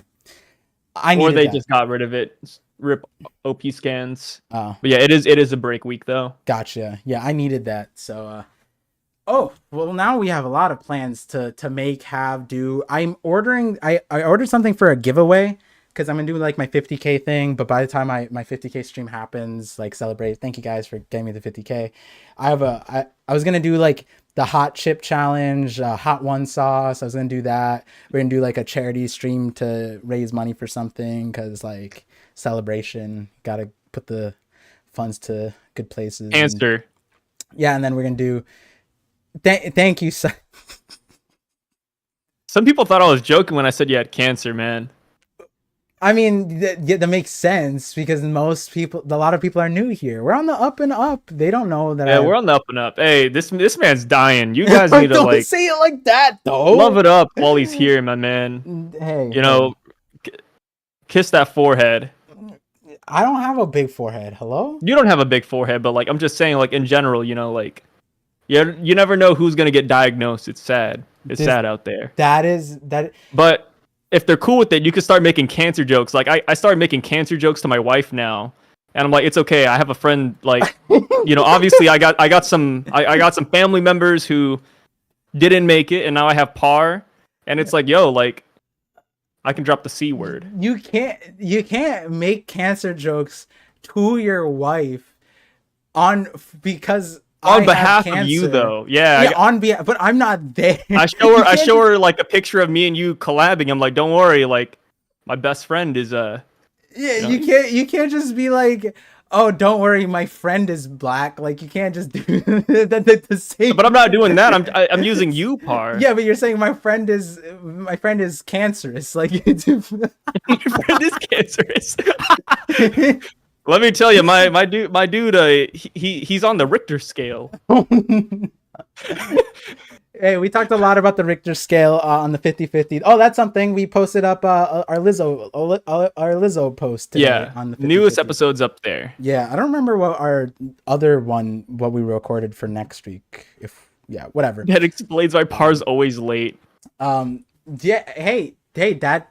I don't know if that explains why I'm always late, but that doesn't explain why I'm busy this week. I do have appointments this week. So thank you guys again for all the support. Thank you guys again for being here for these chapter reactions. And the watch parties are a lot of fun. We talk about a lot of stuff there. How did we even get to the other thing? I don't even know. I don't know. What did you do? How did you do that? Yeah.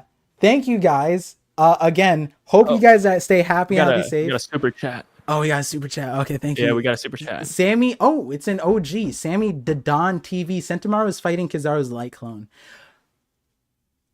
I like that. I read that. I was happy, and then I saw your TLDR. I was like, thank you. Wait, because somebody was questioning. They're like, wait, are these guys joking? Like, no, he actually has it. I just love making fun of Par. Yeah. And he's just like, yeah, because if you want to know more about it, 50/50, that's where we talk more about that stuff. Yes. You know, this is a wholesome place. We don't make any out-of-pocket jokes. Nothing about genocide. Because we're talking about charity. Oh, charity. Yeah, right, charity. 50K, yes. Charity. Sai's not wrong. It was just weird because you said cancer. Like, you just said the word. You no, like, that's what I donate to. You know, I'm like, dang, I got to solve this one.